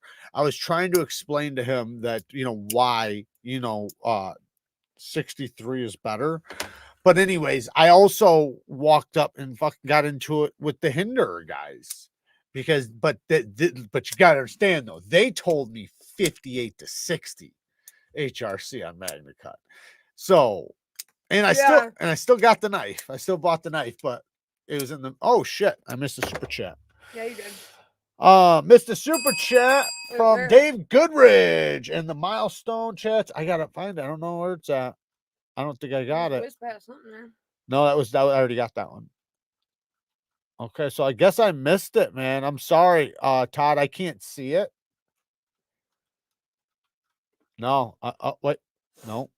I didn't pop up on my end. I'm sorry, guys. Shout out to Dave Goodridge. I appreciate it, man. And thank you for the milestone. Yeah, definitely. Dave, repeat your comment if you had one with it. Yeah, I can't see it. 2 points is a damn big difference in hardness. Exponentially curves people. Right. Yeah, 2. But I thought he was doing 62 and you were saying 63. Or was he saying no, 61? He was 60, 61 is what he was saying. He didn't say 60, 61. He said 61. Okay, he might have said 61, but I think he said 60, 61. No, it was 61 specifically. But let's say he said 61. That's still 2 points. So, but you said you would accept 62. So isn't that 1 point? Because it was a fixed blade. That's why. But it was a small fixed blade. It was an EDC fixed blade, so it wasn't a hard use knife. So it didn't make sense. I'm saying it wasn't like a knife you'd baton with. Oh yeah, no. You know. So, but anyways, but that wasn't that big of a deal to me. Going? Love you. Fade into the shadows. Bam! You should sit on a throne of lies. No, I'm just not gonna drag a custom maker when I don't have a chance. Like, you understand, like you go up and you shake their hand, you know, they're kind people, and you don't want to start dragging their fucking hard work right there. It, when you've hardly touched their product shit. Now, I could say little things, like, don't get me wrong, it's not that I won't say little things, but I'm just not going to sit there and take the time. I got a whole show to get to. You know, I don't have time to sit there and review a product at a table. I'm looking at it for 5.5 seconds and then moving to the next one. 5.5 seconds moving in, you know what I mean? So that obviously not them. But with the production companies, you already know them. You already have had their stuff. You've already had their stuff. You've already tested their stuff. That's a lot different, you know. With there's so many companies doing similar knives and locking systems, how can companies see themselves apart these days? Seems like a lot of similar knives out there. But the reason why, though, Paul, is because that's what people want. Like, just like that poll I did. I did that poll of what lock you guys like the most. You know what won overwhelmingly? Frame locks. Frame locks beat crossbar locks, or axis locks, compression locks, button locks, shark locks, every lock. So think about it. You know, granted, we want to see the crazy stuff. We want to see the exotic stuff. I would love, my favorite lock would be the magnetic lock if that was in a lot of things. The one from Brian Winters and the Factor. That's my favorite lock. It is so damn solid. I don't know how strong it would be in a test. I would love to find out though, because it feels like a vault. That doesn't mean it is, but I've spine whacked the shit out of them and I haven't had any failure. So, what about the high water estuary? I got a high water estuary. I still got to give them money for it though. Go to Golden Corral on a Saturday night and you'll see some exponential curves. Fat people love buffets. The only thing I will point out at a show is if the knife fails from thumb pressure on the spine when I'm testing ergos. Yeah, that's a bad one. But that just happens. You know, if that happens, like, ooh, the fuck. On the spine when I'm testing ergos, I don't cause a scene. I just pull the maker aside and say, hey, this one's not safe. That's a good idea. And that's what I mean. Like, you don't cause a scene because it is their livelihood. It really is. And the custom makers, I do separate from the production companies. You know, they're doing things by hand. There's things that are going to be different. I don't expect a handmade knife to be perfect like a production knife, you know, or like to the extent like or say as similar, right? I don't expect, say, a custom maker, say if there's 5 models, for all 5 models to be identical. I don't expect that. So like there's things that are exceptions when it comes to custom knife makers. And now with certain custom knife makers, sometimes some of the stuff is going to be a lot rougher. They're only a year in, they've only been doing this a year, you know, so I'm not about to burn their fucking bridge. If they send it to me for review, then yeah, they're opening it up for that, right? That's what they're opening it up for. But in that case, then they can use whatever I say as a way to get better. And if they ask me separately to not make a video and just talk to them, I would do that. Like I've had that happen a bunch of times where a company just literally sent me a knife, said, please don't do a video. I just want to know your feedback. And I'll literally give them my entire feedback. Gregory's been a member for 8 months. Thanks for all the great tips on sharpening. No pun intended. You're very welcome. Kevin with the 5 bones got my stitch today from Blade HQ. Thanks for the post and the link, brother. Thank you for using my link. Yeah, the stitch is a good one. I really wish I got that aluminum one, man. But I am sending this one over to the boys over there at OG so that they could throw some so they can make some scales for this version. Yeah, this thing's badass, man. I love it. You know, there's things I criticize, but I do like the knife overall. Oh my god, that's ridiculous. When 3 to 5 pounds of pressure fails, I lock something is seriously wrong. Yes. Because I wonder, you know what? I wonder, I should try doing that. I should try grabbing something and apply as much pressure as I can on the spine and see what that pressure is. because then, you know, you could kind of repeat the test. Best ways to store and display your knives. I think the best way to store it is going to be either one in a chest with, you know, with moisture packets or the plastic things, or two in a Pelican case or whatever case, you know, a hard case, you know, that you can open up that's got the foam inside and all of that. That's probably the best way. It's very safe. You can toss it around and nothing's going to happen to the knives. You could stand on it. Hope Knives Ship Free was okay for that live wire purchase. That was the only place I could find the blue handle and black stonewash. Original Goat has strongly suggested that they'll eventually make titanium scales for the MSI. Yeah, I'm hoping sooner than later. I gotta hurry up and mail mine. Anybody who I have stuff that's gonna get mailed out, people that won giveaways and stuff, it'll be mailed out on Monday or Tuesday, because Kara's birthday's on Monday, so it's probably gonna be Tuesday.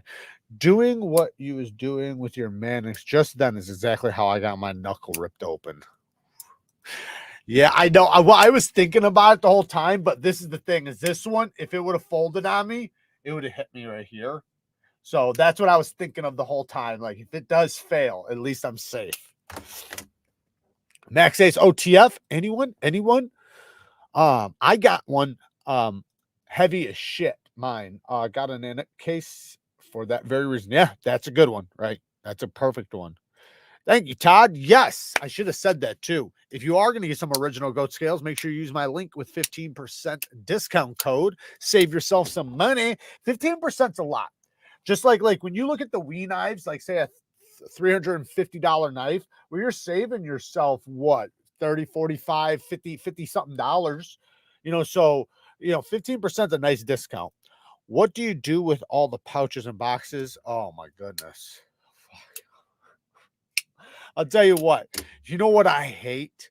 Like, and I remember hearing, who was it? Oh, it was, oh man, what the hell is his name? Slicey Dicey. Slicey Dicey was saying this back in the day. He was like, I fucking hate the boxes. He's like, I hate the boxes.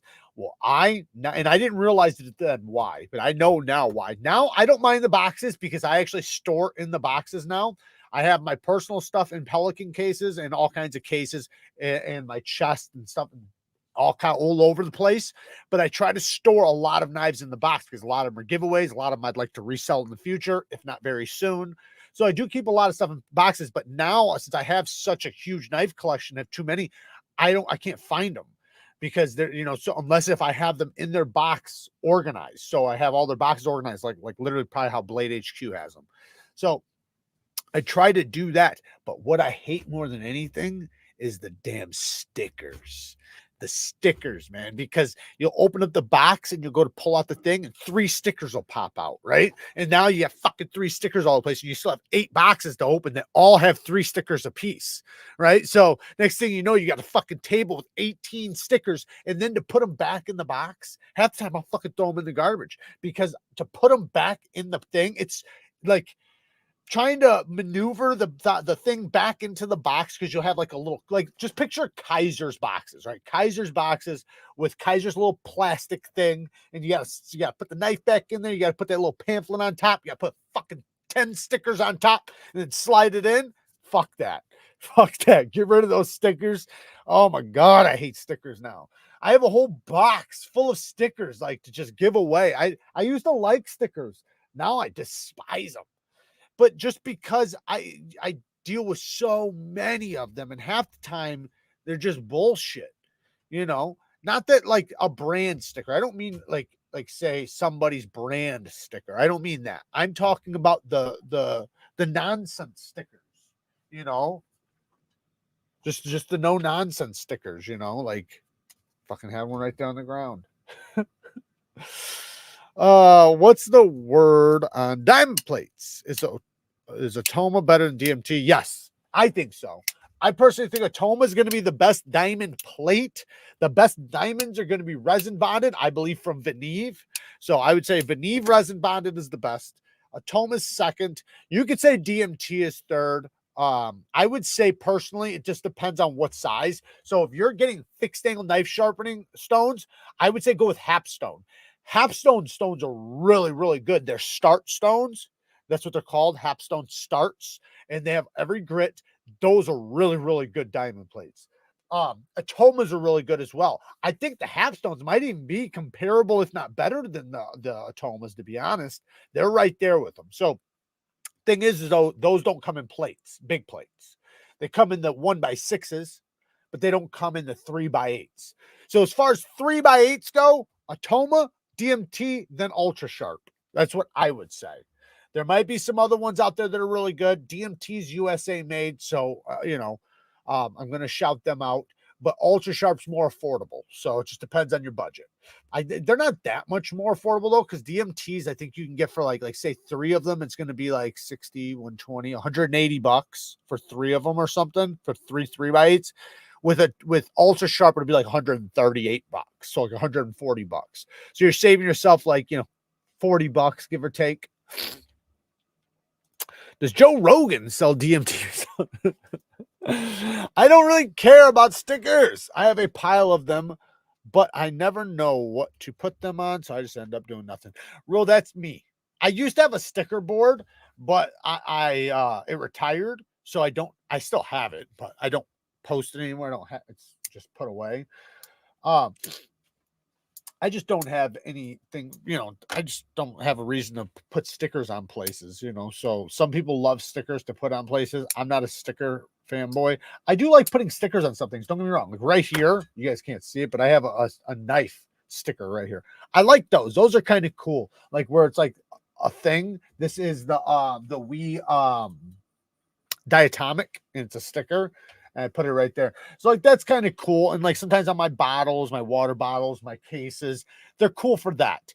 But when you have 156,000 of them, it just doesn't make sense. They're fun when they're limited.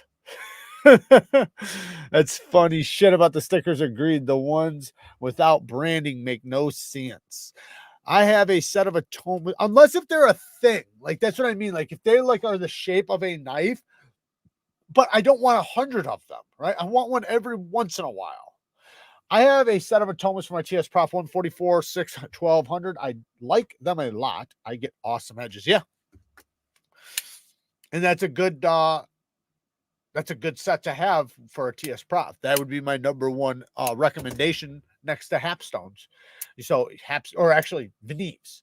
VNIVES would be my number one recommendation always. And I would say if you want to save money, get one, either a HAPSTONE 100 or a VNIVE 140, one of the two, and then get 3 double-sided VNIVES. If you do that, you won't need any other stones for the rest of your life. Well, you'll have to replace the Atoma or the HAPSTONE eventually, but the VNIVE should last you. The VNIVE are double-sided. So you're getting 6 stones, not just 3. So it's 3 stones. They're double-sided. So that's 6. Plus the HAPSTONE, which is 100 grit. So you have a reprofiling stone, and then you have 3 or 6 stones from VNIVE, starting from reprofiling all the way up to mirror polish. Now, the reason why you want the HAPSTONE on top of a VNIVE that's already reprofiling is because it's so much more aggressive. It cuts so much more faster. So when you have something thick or whatever, and you just want to cut the edge in fast, that's when you want to break out the HAPSTONE, or just always use it and then go to the VNIVE. But with those stones, with that set, you're good to go. You got everything you'll need. You can't beat it. Like there's no other stones you can get that will be better than that set. You can use the VNIVE 800/1200 as a honing stone. So like in between sharpenings, you can literally just pull it out and just use it right in your hand. It literally just that's the set. That's the ultimate set to have. Still, a lot hasn't hit that damn like button. Please help mom. Please hit that damn like button. I would greatly appreciate it. I really want to experience DMT one time, but I'm scared. Me too. I'm not scared, but I want to experience it. Someone said the Kershaw live wire doesn't come super sharp. Nope. Where's the best place to send it for sharpening? I don't have the knife. Maybe Lacey or Kyle or Blades and Fades. I'm not sure if his books are opened, but Lacey's in here. Ask her, she'll take care of you. But yeah, they don't come with the best edges because it's an OTF. It's an OTF. So an OTF, they don't have the geometry for low angle edges. So not saying that one comes with a bad angle because it doesn't. It comes with an okay angle, but yeah, they're not the sharpest. They're more for poking than slicing. Hey, Neeves, I got a Worksharp Elite sharpener and want to upgrade to a more premium sharpener, but I'm not sure what to get. I want to spend about $300. So the first one I would recommend. So there's two I'm going to recommend for, or three I'm going to recommend for that price. So get a piece of paper and pen. First one you're going to want to look at is the TS Prof Pioneer. I can't remember the exact price of it, but the Pioneer is a really, really good one. The thing is, though, is that you're going to have to buy stones still. So that's without the stones. They might send you a pack of stones, which for that price, I'm not sure, but their stones suck. So they'll only work good for you for a couple months or a month or something. Now, the thing is, though, is that you can't always upgrade that system too, because they have upgrades. So you can get other parts, which is something you usually want with any system. That's the problem with some systems, is that they're limited. Like, you spend all this money and you get it, and then say if you need a different clamp, or if you need a different stone holder, if you need a different this, you can't get it. You just get what you get. You want to be able to upgrade at times for like different reasons. Say if you want a convex edge, you want a thing that attaches to it for a convex edge. TS Prof does all that. The next one I would say is going to be the HAPSTONE RS. The HAPSTONE RS is a really good one. Again, does not come with stones. However, you can buy their stones on their site. That one's like, I think $300, but then with the stones, it's going to be a bit more, just depending on what you get and how many you get and everything else. You can get by with 3 stones if you want. Get a 100, a 400, and a 600, or a 1000 or something. You can get more later, you know, just to save yourself some money. Just depends how much money you want to spend. Now, if you want everything, you want a whole set package, everything complete for $250, get the Worksharp Professional System. The Professional System, it comes with all the stones you'll need, strap, ceramic plate, angle finder, digital angle finder, everything. The system, everything. The one thing you're going to want to buy in the future, right? Not at first, get it. You can sharpen all your knives, do whatever you need to do. In the future, when you save up about $35, you can buy the 6-inch stone holder for it that I have in my HAPSTONE link. They're not available right now, but they'll be back in like 2 weeks. So HAPSTONE sells a 6-inch stone holder for the Professional System. Actually, there might be some on my Gritomatic link through the Neevesknives store. But anyways, I digress. Once you get that, that allows you to open up and buy any stones you want. So if you get the Worksharp Professional System, 3 months down the line, you buy the stone holder, then that makes it to where you can buy you can buy any stones you want, the Veneves, the Atomas, the HAPSTONEs. With the Worksharp, you can only use their stones until you do that. Until you buy the stone holder attachment, you can only use their stones. However, it does come with a complete package. You'll have every stone to get what you need done. The only thing you're not going to be able to do is get the high performance mirror polished edges and stuff. So you'll be able to get everything from basically 200 grit up to 800 grit or some shit. And then they do have a ceramic, so you can refine it a little bit more. But technically, you want like a 1500 grit before a ceramic. But that's what I recommend.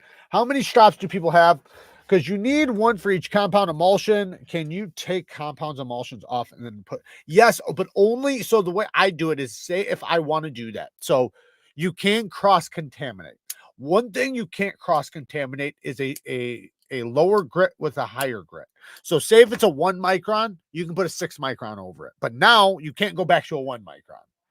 Now, if you want to replace it all, if you're using the firm side, or sorry, the skin side, the side that's smooth, not the side that's furry, then you can wash it. You can just spray it with some alcohol, and like here, I'll just show you.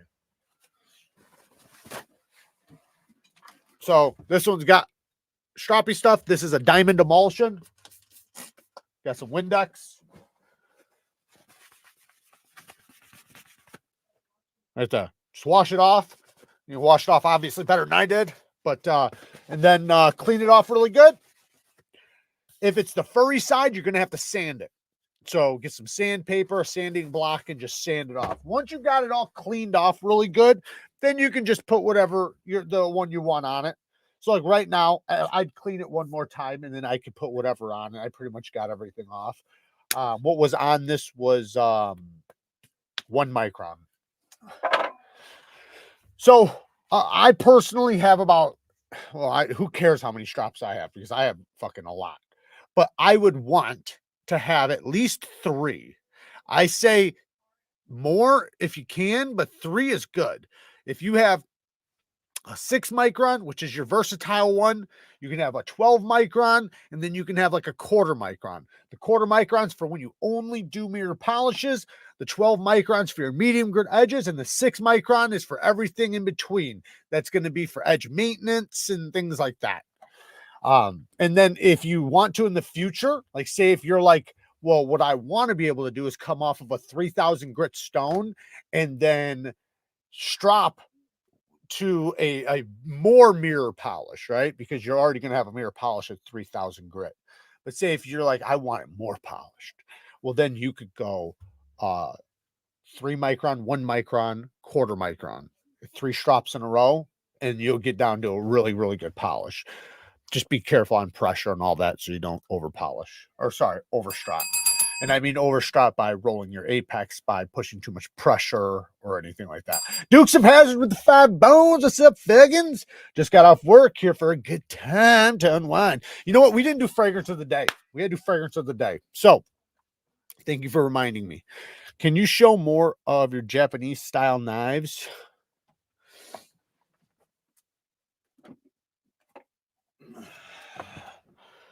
We got the Japanese Rockstead right here. Let me wipe it off. It's kind of dusty.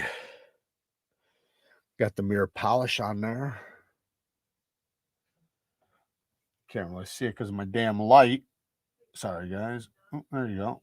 There you go. Now you can see. So that's my chest over there. Super smooth, right? Mine's broken in. Really good, though. This one's an older one, so not old, but, you know, older. Mike Lewis, thank you for the 10 bones. I'll bust out the other one here in 1 second, brother. Mike Lewis, I got another one we'll check out. Thank you, brother. Thank you for the 10 bones, man. I appreciate it. Shout out to Mike Lewis. He's on Earth. Have you ever used the SE Sharp sharpening system? You can use full-size stones with it. No, I don't think so. I'm gonna look it up though now. I don't think I've ever even heard of that. Still shaving, still sharp. I thought about beating the shit out of this. I was gonna do and I might still do it, do a poll where I put this in like 3 or 4 other knives and say which knife should I carry for an entire week or an entire month and use it for whatever I use my knives for. And I know you guys will probably wind up picking this just to see how fucked up I get it, but I won't fuck it up too bad, but it's definitely gonna cut through a bunch of boxes and stuff. So the fragrance of the day. This is for everybody. She was just on here 2 minutes ago. Mark, you missed her. This is for everybody. Everybody can get this fragrance. Well, any man. So, ladies, settle down. If you're a male, if you're a man, a manly man, this is a good fragrance for all of you. Not one of you, this will be a bad fragrance for. I promise you. It's a great fragrance, and that is Acqua di Gio Profondo, the blue bottle. I call it Acqua di Gio Blue. Giorgio Armani. It's a blue bottle. So that means it's a blue scent. So, like we always talk about, blue scents are what? Fresh shower gel fragrances. They smell like your fresh, smell like man body wash, you know, like the body washes you get in a bottle, you know, the smell of those. That's kind of the scent profile of blue, right? So this is a blue fragrance. So it's a manly, fresh fragrance. It's very good though, man. I smell a little bit of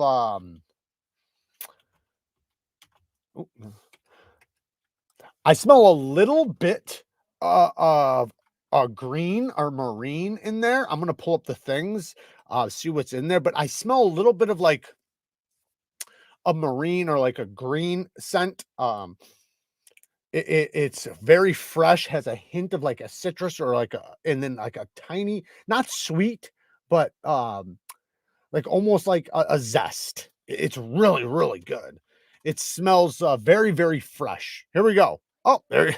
I called it. I fucking called it. And I didn't remember the breakdown, by the way. Aromatic marine, which is like watery, earthy, beachy, aromatic marine, citrus, fresh, spicy, fresh, woody, mineral, salty, lavender. It is, you can see how much people love it. Almost nobody hates it. It's good for the spring, summer, day. I would say it's good anytime. I'd say you don't even have to pay attention to this.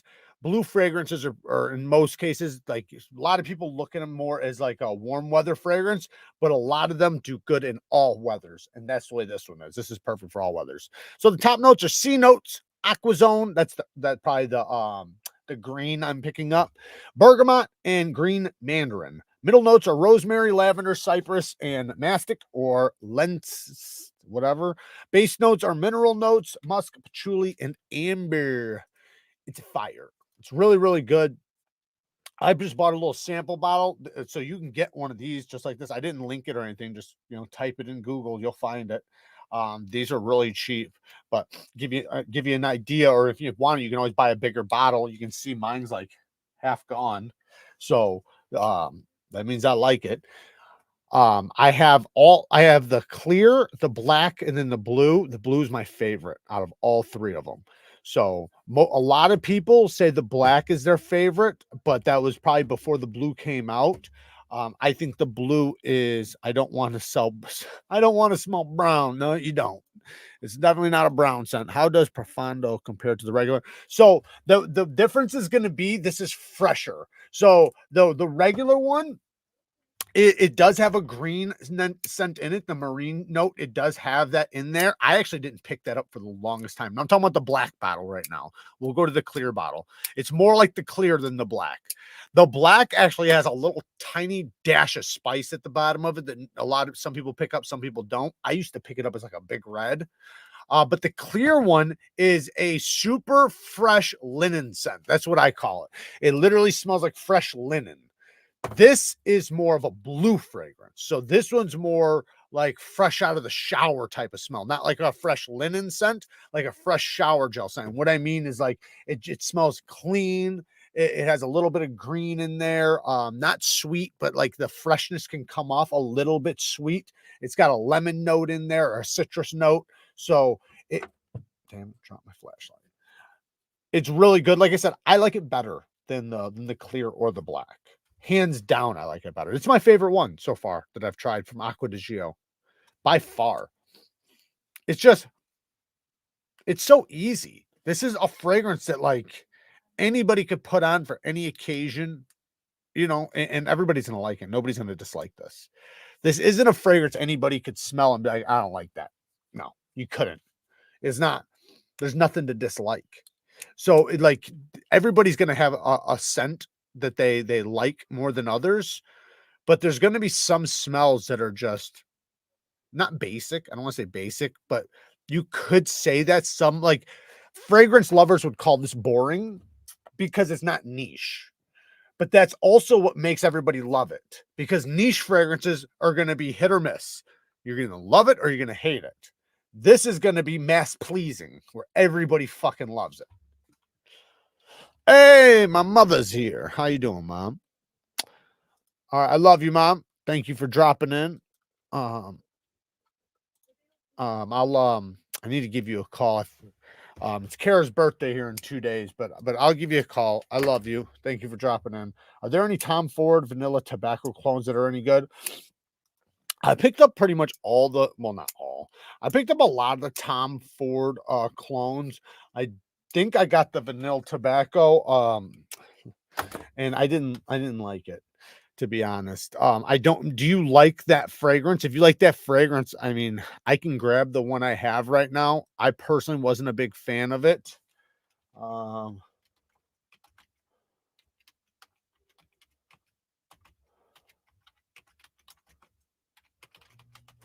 Trying to think of the brand I got. Okay, the brand I got was this brand. Oh, Tobacco Touch. That's what it's by Mason. I'll just show it to you. So this is the one that I have. That's other clone of it, and I personally, for some reason the 3 or 4 Tom Ford clones I got. Oh, you guys can't see it. It's right here, but you can't see it. Damn it. The 3 or 4 clones I have, I'm not really a fan of any of them. Oh, here it is. So this is the one I have. And you see it's 22 bucks. It's okay. Like that's not, I'm not saying it's bad, but like one that I have, like the oud wood or whatever, to me it just smells like a lumber yard. Damn it. Some people might love that, but I grew up smelling like a lumber yard.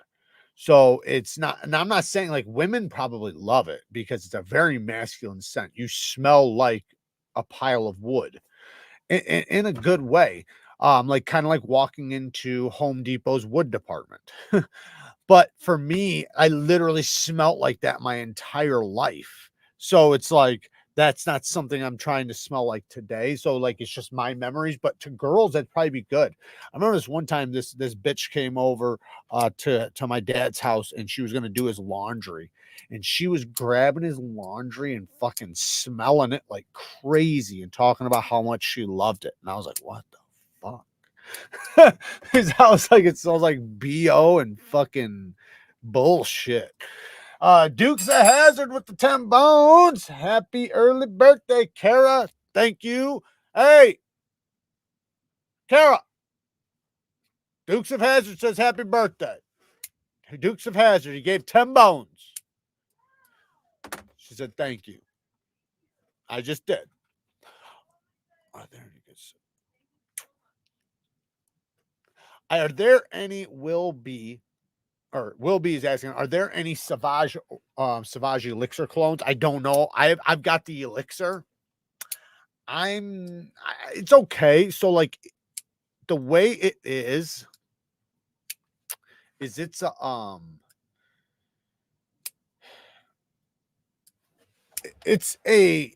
almost like a black licorice scent.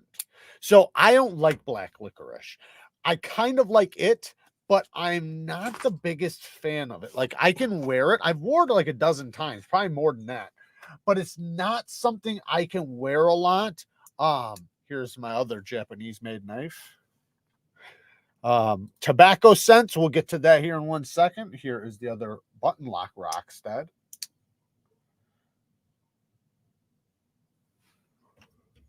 I gave away a Rockstead before. It was actually given to us by Mr. Amazing. He sent it in for us to give to you guys. You guys remember that? We gave away a Hinder. We gave away a Shiro Goroff. We gave away a Rockstead. Wasn't that amazing? Look at that clip. That's a dope clip. Not the way it works, but just the idea of it. I love the back of this thing. Look at that. Doesn't that just look dope? It looks like a fucking sports car. It's like a Porsche. Tobacco scents. So I love tobacco scents. That's one of my favorite notes in fragrances if it's done well. So I'll say my favorite is going to be Jazz Club. Replica Jazz Club is my favorite tobacco scent. It's a tobacco and boozy scent, but it's like a sweet, boozy tobacco scent. It's really fucking good though. Then next would be Red Tobacco, Mancera Red Tobacco. I love that. And then after that, I had a few that just blend together. I want tobacco to be mixed well. But as far as the elixir, though, I don't know of any clones that are just alike, but you can go watch videos. There's a lot of videos that tell you the ones that are literally identical. I'm just not like, to me, I wouldn't buy it because I'm not using the one I have, and it's so expensive. I bought it thinking it was like, because they were hyping it up so much, like this is the best fragrance that ever came out. So I was like, I gotta have it. I gotta have it. And I got it. And I was like, whoa. It's heavy. So this is how I explain it. When I first got it, this is exactly what it smelled like to me. It smells like you take grape juice pour a glass, and then take an entire bottle of black pepper and pour black pepper in there. Stir it up, throw a little tiny bit of cinnamon in there, and smell it. That's what it smells like. Just like that. It does have a black licorice somewhere. I sprayed insect repellent in my arms and got a compliment. How good I smell. Hello, I keep having a wire edge left on my blades after sharpening. No amount of stropping or passing on the finishing or higher grits don't seem to work. Okay, so you're doing one or two things wrong. One, when you're doing your burr removal, are you doing your burr removal at the exact same angle you sharpened at? Are you doing a freehand or fixed angle? That's next. I got to ask that. Chairman, freehand or fixed angle? Just answer it and I'll read it right now. I'm going to wait for your answer. Freehand or fixed angled? Freehand or fixed angled? Yeah, I made sure I didn't go over the tip. It's like I can't hit the tip efficiently. Thank you for that, though. I messed it up the first. Freehand. Okay, so it's freehand. So you're probably adding too much pressure during your burr removal. You're probably adding too much pressure and you might be raising your angle too much. Try matching the angle when you do your burr removal. You can maybe try to figure out a way to match the angle with your thumb or something, so you can literally just use your thumb. Like I always show my thumb trick where I match it up like that. So now even when I do a reverse pass, I can do it like that because I just let my thumb hit the stone and then the edge hit the thing and bam. Anyways, be very gentle with it though, because when you do a burr removal, if you add any pressure, that's when you have the chance to micro bevel or to add a burr to your edge, to your apex. Remember, you are not trying, when you do a burr removal, do it on a finer grit stone. That's what I would recommend. Do it on a finer grit stone and do it very, very, very gently, because the idea isn't to change anything. It's just to remove that wire. Make sure you have a full wire on one side. So make sure there's not, make sure you, when you're at your last burr, right, make sure the entire burr covers the entire edge so that when you flip it over and you proceed to do your burr removal, it's all on one side. You can flip it over. So now the entire thing either flips or two starts getting diminished. Then you can start diminishing it on the other side. Flip it over, diminish it, you know, back and forth until it's mostly gone, then strop. Try that. That's probably your issue. The other issue I would say is you might be putting too much pressure when you're stropping. So when you strop, if you apply too much pressure, you'll roll your apex, especially with low angle edges. Nutsack smell? You mean I've been wearing underwater for all the wrong reasons. Underwater. Huh. Yeah, just try that. Watch some of my videos on burr removal, or just fast forward some of my sharpening videos till I start removing the burr, and listen to what I say about the burr. Do it in the most recent ones, like the last 6 months, 8 months, those videos, because I go into very good detail in a lot of them. Because I try to emphasize the burr removal because it's so damn important, and you'll get it. You'll get it. You just got to be gentle. Very, very, very gentle. And also another thing here, this is a huge thing. When you go to do your burr removal, let's say you sharpen this side, right? So you sharpen this side, this is your last side. So now your burr's on this side. So you're going to flip it over. Now you're about to do your burr removal. Don't do any forward passes. Do all edge trailing passes. So let's say you're on your last stone, the burr's on this side, so you're going to do your first strop. Don't go forward pass. Don't do this type of pass. Do this kind of pass. Then do the opposite side. It'll be easier for you to strip the burr off. In the burr, because all the teeth from you going this way, they're all kind of jagged facing one way. So it's easier to bend them over without just tearing them off. If you do a forward pass like this, for some reason, it can. I'm not saying this always happens, because this is how I used to always strip off my burr and it was good. But you can tear your burr off too aggressively and it could lead to some issues. So instead of going forward, do a reverse pass, and then do another reverse pass, reverse pass, reverse pass. Sometimes you can do like 1 or 2 on one side, 1 or 2 on one side, then some single passes, and then hit it on the strap, and you'll be good. You'll get it.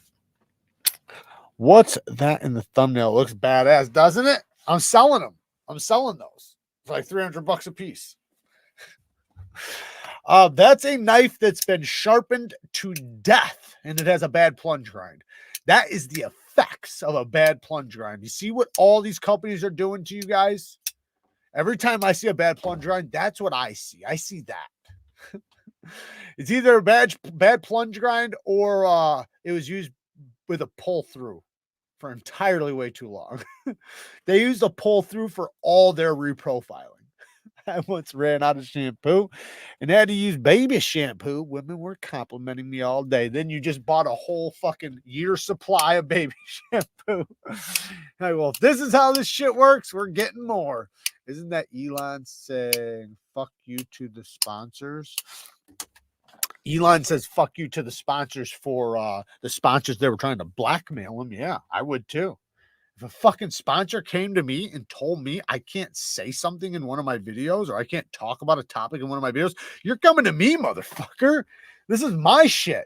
Like, think about that. Think about telling you, saying, listen, your platform is so big and people trust you. They believe you. They love your content. And then you say, I would love for my product to be on your shit because of that reason. Then try to change the very thing the audience is fucking there for. Go fuck yourself. Like, I would too. I wouldn't fucking tolerate that shit, not for a second.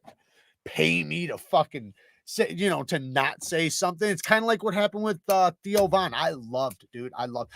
You guys want to hear something? This is a little inside thing.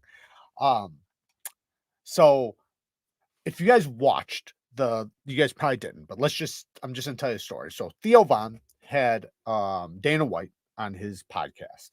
Well, Theo Von got to a point to where he was talking about a company that tried to ask him to take down videos of him reviewing John F. Kennedy or whatever JFK.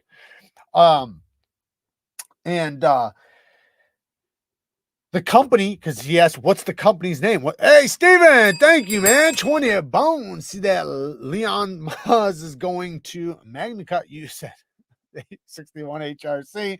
Nothing too good to forest his customers. Our 8 can do better. Yeah, man. What can you do, man? What can you do? You know, I don't have to deal with it anymore. But anyways, yes. Fuck Peloton. So fucking that's what we're getting to. So Theo Von finally tells him it was Peloton. Peloton's a bicycle company. You know, a bicycle like inside your house, you know, so you can like ride a bike and watch exercise videos and shit. So Dana White got pissed. He's like, fuck Peloton. He gets these guys over there and he's like, don't we have Pelotons in the UFC gym? Because, you know, they have a gym for all the guys to work out in and shit. And the guys, he's like, against the wall or whatever, down, whatever the fuck they're at. He's like, yeah. He's like, don't we have like 10 of them or something? I don't remember exactly what he said. But he's like, we're getting rid of them. As soon as we get back there, we're throwing them fuckers in the dumpster. I applauded him when I heard this. This is just beautiful to me.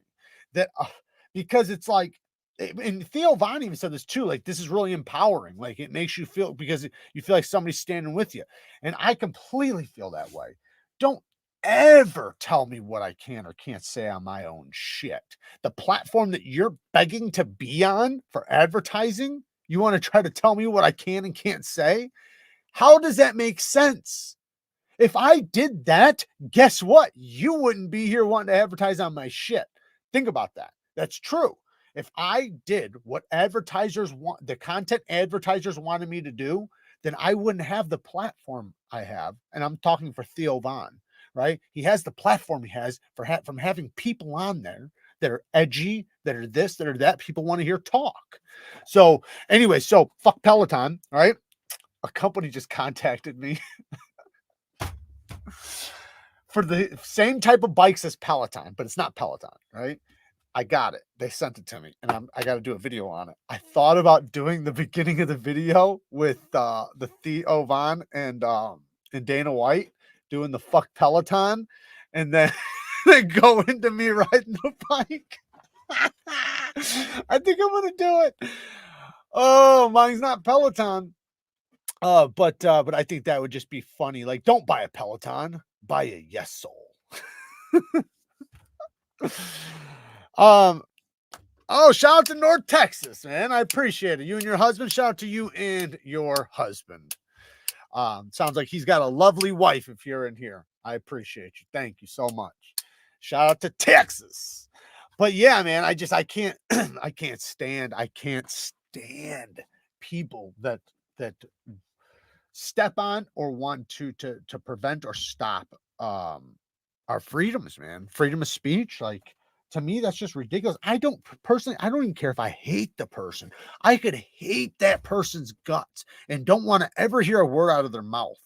But if somebody platforms them and gives them a place to talk where they can talk to them, good for you. Go ahead. Talk all you want. This is how we have discussion. This is how we organize and get things done. We don't get things done by saying, no, you can't talk.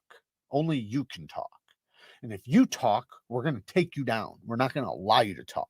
That's some bullying baby shit. And that's why it was funny, because in Dana White started dragging dude. He had Theo pull up pictures of him. And yes, he looks exactly like you guys would think. He lives in San Francisco and all his bullshit. And it's like, of course he fucking said that. Of course this guy said that. And that's what I thought too. Like, when I seen this guy, of course. Like, you can imagine these guys, you know, Dukes of Hazzard with the 2 bones. Hell yeah, that would be awesome. I think I'm going to do that. It just sounds fun. It sounds funny. I'm sure the company will get a kick out of it. Things have changed in the past 3 years. It's very true. I love Neevesknives. Just Jared is hilarious, smart, and you can learn how to sharpen steel the right way. Damn right. I've been looking for front flippers and have pretty much come to the Neevesknives. Pros and cons. Neevesknives, whatever the hell it's called. Con.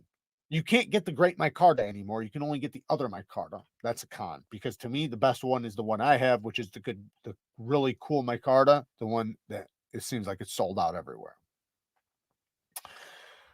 Another con, the plunge grind could be better. Another con, jimping on the front flipper is not the best. It works really well, but it's not the best jimping. So great front flipper, bad jimping. Doesn't need really good jimping because it's that good of a front flipper, but it could be better. The pros are, it has a good front flipper, great thumb stud action, great ergonomics, great cutting performance, great blade shape, great clip, great lock bar access, great steel, great materials. So there's a lot more pros than cons. That got like one of the best knives. Well, actually, in the beginning of the year, it actually got what I thought was going to be the best budget knife of the year. Didn't wind up getting that, but it's definitely an honorable mention, and it would have been if they wouldn't have gotten rid of that micarta. If you had to pick between the Kunwu Django or the Veritas, which would be better for the money?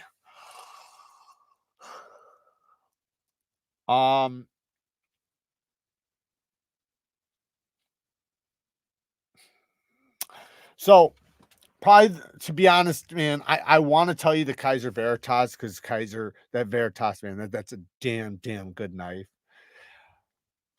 But the Django is probably worth your money a little bit more. They do have well, what steel is on the Django? I think mine have Vanax. Am I wrong about that? Damn it, you cunt. I don't know why it always does that.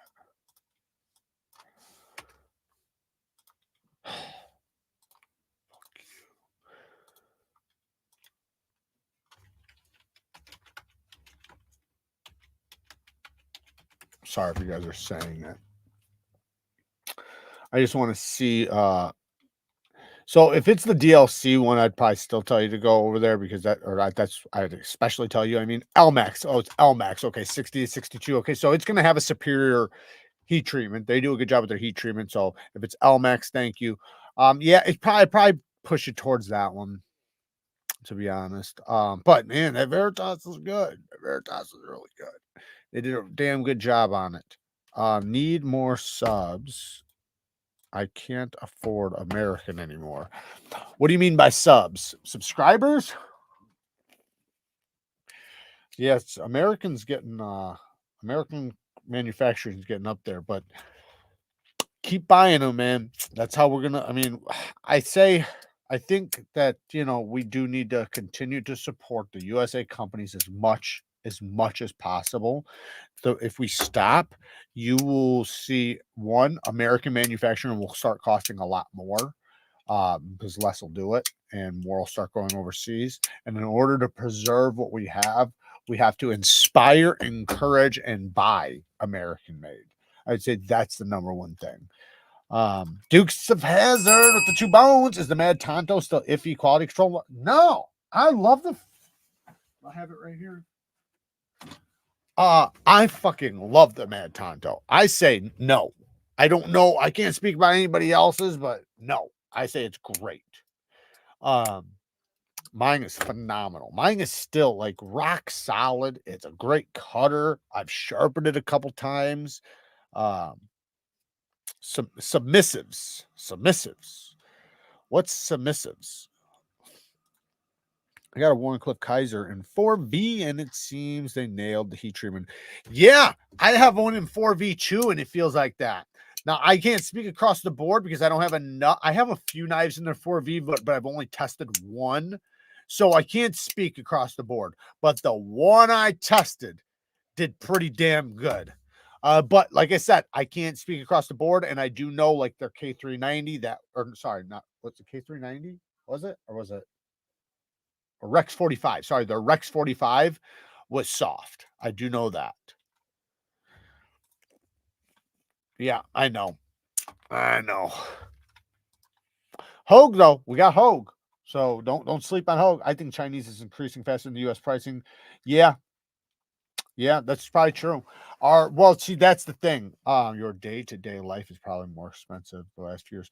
Yeah, so I would say, yeah, our obviously our economy's gone up. I had it written down.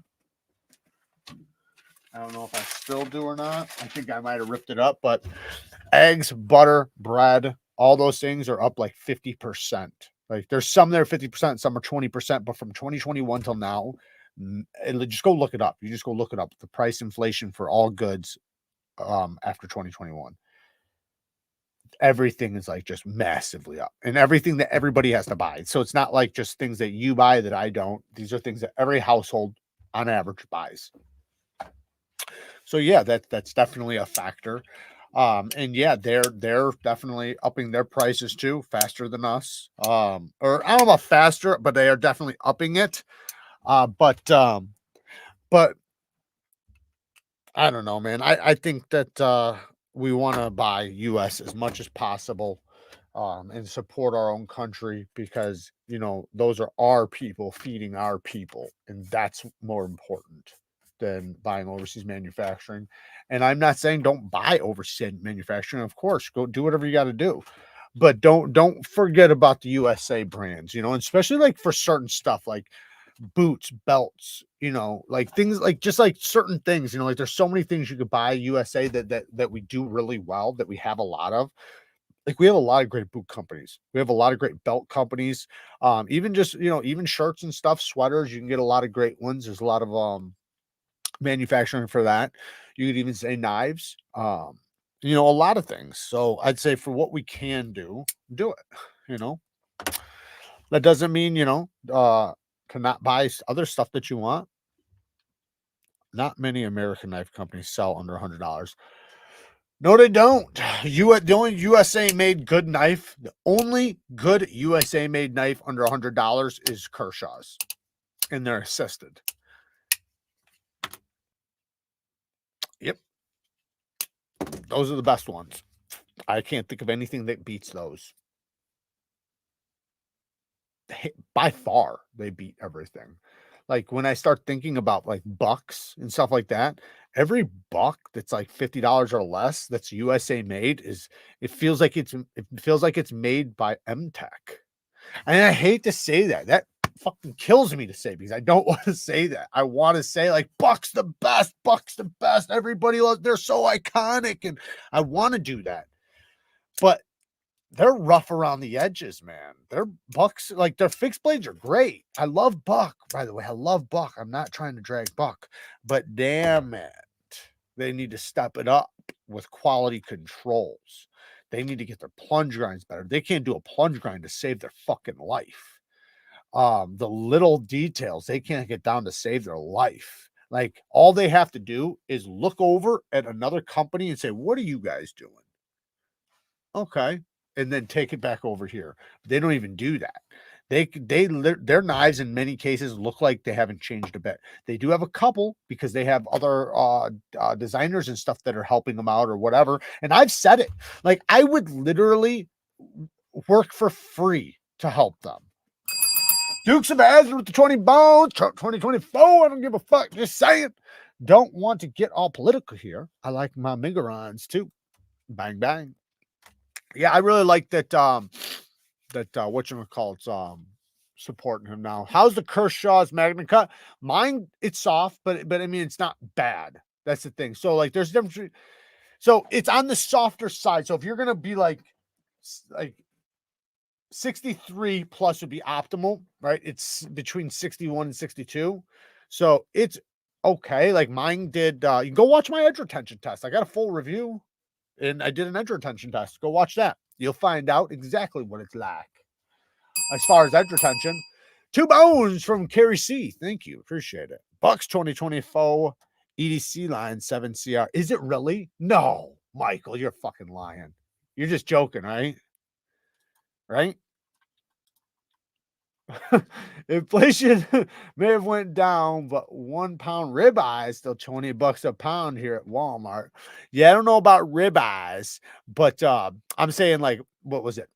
Like basically like milk, bread, eggs, butter. Butter went up like crazy. Like lots of things like that. Like there was a lot more. I just can't remember everything that was on there.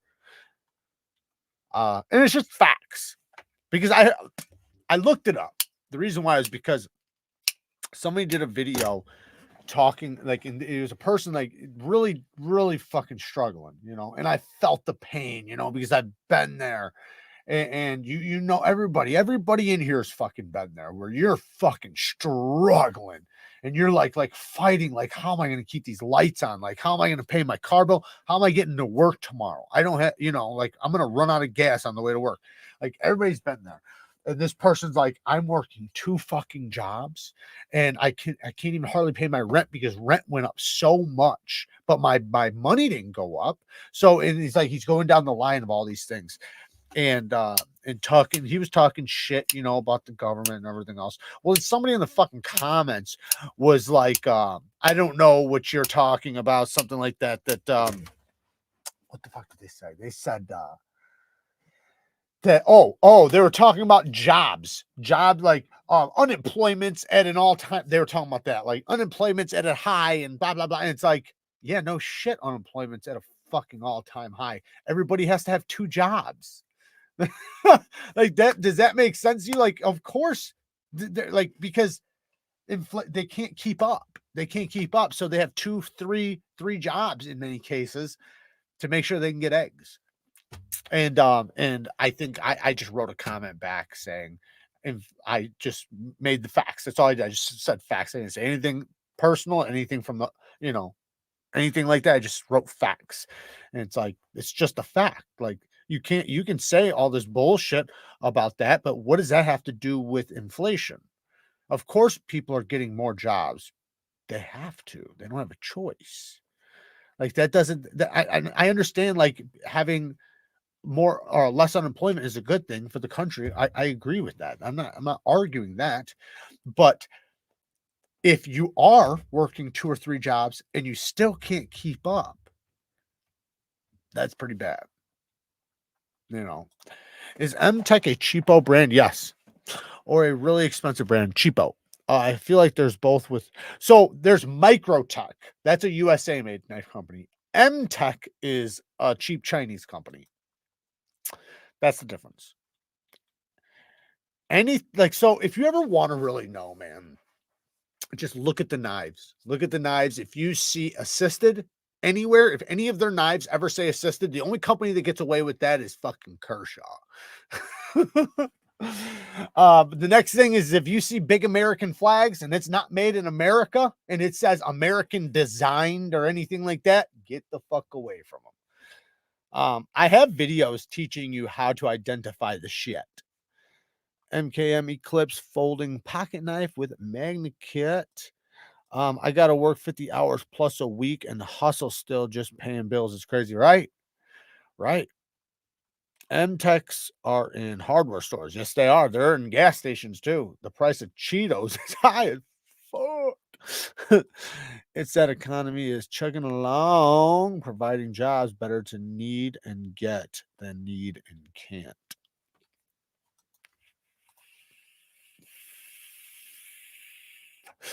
Those are all great American makers.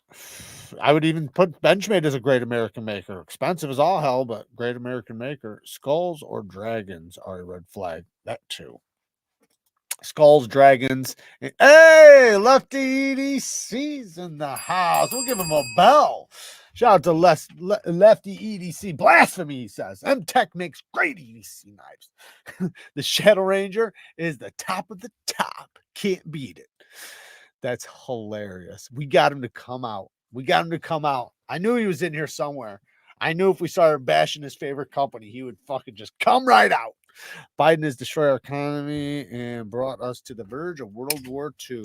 Well, don't think that's not gonna happen still, you know. I don't know. Yeah, I know. It is what it is. I think this shit that I don't want to go into it. Fuck this. This is why I'm getting too deep. Let's talk about something else. My favorite is maybe the Axis thingy and whatever it's called, this Axis lock, but that lock is just good for pocket knives. Neeves, I'm kind of crushing on the Miguron Acri Titanium M390. Thoughts on this knife for 150? Under 150. I got an Amazon coupon to blow. Yeah, dude. The Acri's really good. The Karaki's really good. The Curix is I got the Curix actually right here. The Curix is really good. They got a lot of really good ones. My favorite one right now is their Miro. Their Miro's really good. And the Flix 2. If you can get the Flix 2, that's their best. The Flix 2 and the Miro is their best models. Story time. I didn't even think of a story. I have to think. I don't know if I got one. I kind of told a story earlier. I guess I can tell a story about, because I was talking about that girl being locked up earlier. How we got locked up together. But maybe there's an M-Tech on eBay for $1,879. That's fucking Kevin. That's Lefty EDC. He's selling his M-Techs for $2,000. That's hilarious. That's great. Oh man, sliding towards politics. I'm not sliding towards politics. Hell no, man. I want to stay as far away from them as possible, man. I'm not for it. I don't mind talking about it. I don't mind speaking my mind about it, but it's definitely not something I would do. And a lot of things I don't even have an opinion on because I don't know enough. I don't like talking about things I don't know enough about. I think that's just bad. But yeah, not that like say if I had another channel or something, like not that I wouldn't react to certain things or something, but I would not do that across the board. I couldn't handle it. My brain couldn't handle it. I get too fucking angry. Economy ain't rough when you got M-Techs to sell on eBay, baby.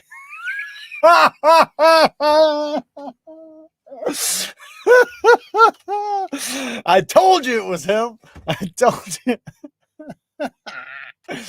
That is hilarious. Oh man. Can you imagine? Like I bet there is some guys on there, like literally like dressing up, like maybe putting a mirror polished edge on one or something and then selling it for like $1,500, like trying to make it look like it's like a badass custom or something. I bet you that shit happens all the time. Seems Magna Cut is great at 60 or higher. No, it'll be more corrosion resistance at lower HRC. I think Spyderco Salt Series Magna will be on. I don't think so, Mike. I think they're running at 63, if I remember correctly. I don't know about their maybe the Salt Series, maybe. I don't know. As far as I know, it was supposed to be between 62 and 64, and I'm pretty sure they sell on. It's like the one I tested was 63, but that wasn't a Salt Series. So maybe the Salt Series, but no matter what, even at 63, it's still got crazy corrosion resistance, so it doesn't really matter. But the good in Spyderco really focuses on the heat treatment. They listen to, you know, the best and what to do, and it's very easy for them to find out what's the optimal way to go, which would be 63 plus. So if they do that, I would personally tell people not to get it. Granted, they do a great heat treatment, but if you're getting that and you only care about corrosion resistance, that's all you care about, then there's LC200N. They have fucking H1. H1 doesn't hold an edge for nothing. I guess it beat that. But personally, because so like some of the ones I've tested, right? Just for an example, I tested some at 58 to 60, and I know that's softer than that. I'm not arguing that that's the same, but the edge when I sharpened it, the edge was like it was just giving me all kinds of problems. The burr, I couldn't get the burr to come off properly, and then after I got the burr to come off, it was showing damage at the apex like very, very quickly. Like, granted, it might have been tough, but its wear resistance wasn't good, and it wasn't holding that stickiness. Another thing is that I tested it with a polished edge and it instantly got slick. When I tested it with a higher HRC, it was super sticky the whole time, and it would strap back. It would do all these other good things. So I would advocate for a little bit higher HRC because I care about the performance of the steel more than the corrosion resistance. I know Salt Series, you're worried about corrosion resistance, but I don't think, like, what's Magna Cut's corrosion resistance at 63? It's going to, a little bit under LC200N? I mean, that's not bad. That's good. What is the H2 shit, man? I would tell you just to stay away from that. Unless if you're just getting if you're getting a serrated blade in for fishing or something, then go with H1. But if you're not getting a serrated blade, stay away from that shit. That shit doesn't hold an edge for nothing.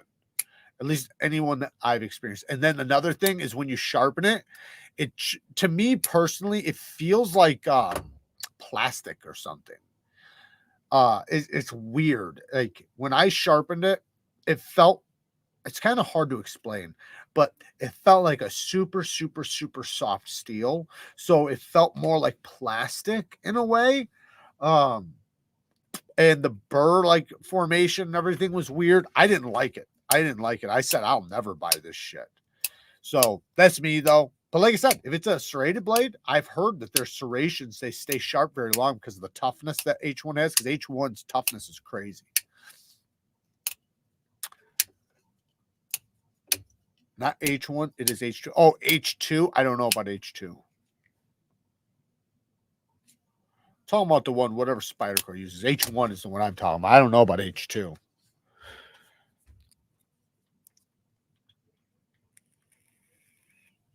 Not sure if I ever heard of it. I just ordered that black Jack Wolf all black titanium. You ordered it off the NEEVEKNIVECO site, right? Right, Ronald? You got it off the NEEVEKNIVECO site, right, Ronald? Dukes of Hazzard with the 2 bones. Story time. How old is Kara? Well, I'll let her disclose that, but a lot younger than me. A lot younger than me. We're about 8 years apart. H2 isn't even heat treated. H2 is not even heat treated. What is H2? How many larger producers are actually hitting 63, 64? ProTech, Hogue, Spyderco, American Blade Works, Who else is using it? I mean, I could name a bunch of other people. Steve, BGM. Who the fuck else is using it? Tactile. I can all of them except for like a few of them. Only a few of them are refusing to do it. So, like, who's not doing it? That's the question. Who's not? Hinder. Oh, another big one is Chris Reeves. Chris Reeves is doing 60, I think 64, 65. But I think they might have went to 63, I don't know, 63, 64, but I heard they were doing 64, 65 for a minute. But anyways, I digress. The ones that are doing it soft are like Rick Hinder, or Hinder Knives, Kershaw, Max Ace, any Italian company. Who's better, KIZER, Civivi? Civivi's going to take the cake on that, but KIZER's right there. They're close. They're close to them. But Civivi's going to take the cake on that one. They do pretty much everything a little bit better.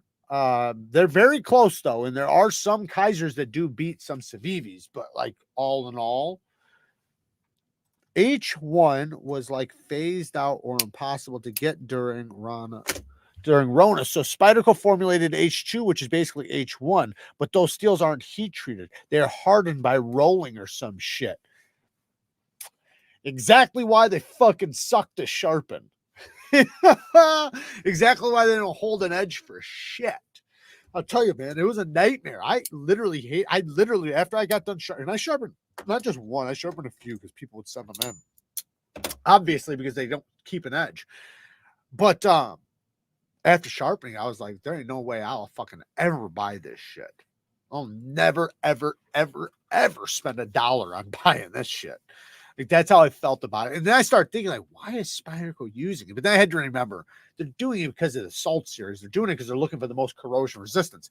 But to me, it's like, and that's why I tell everybody, get LC200N. LC200N is great. That's a fine steel. Fantastic. Get that. How's Spyderco's 15V? Very good. They have a Mannix Lightweight and 15V sprint run coming out. So that's Triple B's heat treat protocol. He's the one that brought 15V to the map, and he perfected that heat treat. He's got that heat treatment damn near. It's like S110V edge retention. So yeah, it's great. So anything Triple B touches is going to be great. Triple B is a wizard, man. He does amazing shit. And like, even like when I first started this community, like so much sharpening stuff I learned from him. Like, he was just a wealth of knowledge. You know, the problem is see, if you jump into like one of his videos or his lives, he's so smart with it that he says words like that. If you're just learning, you won't understand any of it. That's the only problem. You're like, what the fuck did he just say? How did you not go to Shot Trail in Las Vegas? I don't know. I should have, but I didn't because I just didn't. My partner did. My partner from Neevekniveco did, but I didn't. I'm gonna try to go to the next ones, but you know, you lose, you snooze, sort of thing. I had things I had to do, so I'm not heat treated, and yet I'm 62. You're doing pretty good. You're something special, Craig. You're special. Watch your damn mouth about Italians. Why don't more companies use Vanax steel? Because it's expensive. And I think it's limited. I think, during COVID, it was really hard to get. I think now it's a lot easier to get, but it's just expensive. A lot of companies, the reason why they won't deal with certain seals is one of three options or all of the above.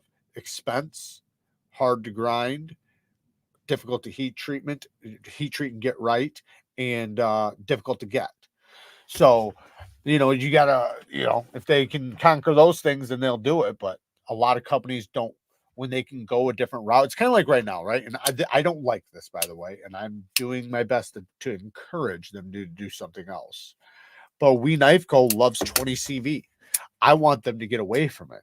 Find a different steel and start doing that well, right? Because obviously, like say 20 CV, you're not doing it well, and it doesn't seem like you're gonna. Like I'm not saying they do a horrible job with it, but they definitely don't do a great job with it. The edge retention tests just don't add up. Like if you look at Whaat's M390 versus their 20 CV, and to be honest, M390 almost always outperforms 20 CV, even though they're like the exact same. I don't know why, but it just does. But my point is that Whaat's cuts circles around Wii's 20 CV, like by like double. Like think about that. That's a lot. Double, like double. That's crazy, and that's the difference between their 58 to 61 and Whaat's 62, 61 to 62. That's what Whaat does it at. But they do like a double cryo or some shit. I don't know. Fucking they do something to get it, you know, to keep it nice and hard. So yeah, man. I just wish they would do S90V, any other steel, some other steel that they could do better. And just because it would turn a leaf. It would turn a leaf. People are starting to get sick of 20 CV. 20 CV is starting to get outdated. And it's not that it's outdated. It's a great steel, but it's just not a steel that was ever meant for production. That steel was from the plastic industry, right? That's where it comes from. It comes from the plastics industry. So it was an industrial fucking thing. Custom makers were using it, but they were heat treating it to like 63, 64 HRC. They were you know, even like Mike was saying that like when he was heat treating, he was doing like 64 or some shit. But anyways, my point is that in large batch production heat treatments, they have to be able to cook and cool as fast as possible, but it's never going to be like a custom heat treater. Custom heat treater gets it perfectly. On a conveyor belt, they can't do that, right? They can't do that. Go watch videos on mass-produced knives and look how it's done. You'll see how it's done. It's not possible. It's not possible for them because from my understanding, and I'm not a heat treater, so I could be 100% wrong about this, but to my understanding, the hardness is going to be the most effect is going to be how fast you get it cooled. So the longer it takes you to get it cooled, the softer it's going to be. So if you want that super high HRC, you got to instantly get it cooled, and you can't waste time in between, and it's got to rapidly happen. But with production, there's no way they can rapidly cool every single one. They're going to be, you know, going one after another. I don't know. I'm just saying that that we would like a steel, if it's going to be mass produced, to be a good steel to be mass produced or better. Not maybe not great, but better, right? And I think that they could do it. I don't think that that's outrageous, you know. Or spend a little more money and make it better. Would VanX be better than Magnica performance-wise? So technically, the edge retention is technically, but I don't know if that works on paper or like in reality. So on paper it does, but in performance, I'm not sure. I feel like MagnaCut and VanX, it'd be like iffy. It just depends because like some of the MagnaCut I've tested, cut like, you know, anywhere between like 600 feet to 800 and something feet, right? That was like the window. Now the shit MagnaCut was way less than that. It was like 400 feet, 300 feet. You know, it was a lot less. And then like with VanX is, you know, it can range anywhere from 600 to 900 feet too. You know, just depends on the heat treat, depends on the geometry, depends on a lot of things. But I think on paper though, VanX outperforms it. And then MagnaCut is obviously a lot tougher. The thing is though, is that I sharpened the Stout V2 with VanX and gotta say, it felt hard. Not that I have any reference. Well, yeah, dude, yeah, I'd have no doubt on that. I have no doubt on that. Vanex is a great steel, and as long as they're doing it good, which I mean, they probably are. They probably are. I will say the biggest indicator you're going to have for like the heat treatment on most steels is going to be that burr. And the reason why the burr is because when every steel is going to be a little bit different, but when the steel is hanging onto the apex by a little tiny bit, right? If it's bending back and forth constantly and it's not just snapping off, well, it's most likely soft, because how could it? How could it if it's hard? Think about that, right? Like if I took this knife right now and I bent it, it's not going to bend. It's going to snap, right? Because it's so hard.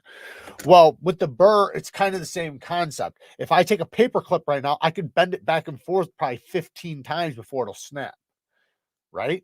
Because that's soft, right? It's soft steel. So with a burr, if the burr's flipping back and forth, and just not fucking coming off, it's most likely on the softer side. But if you flip it 1, 2, 3 times and then snap, then that's most likely hard.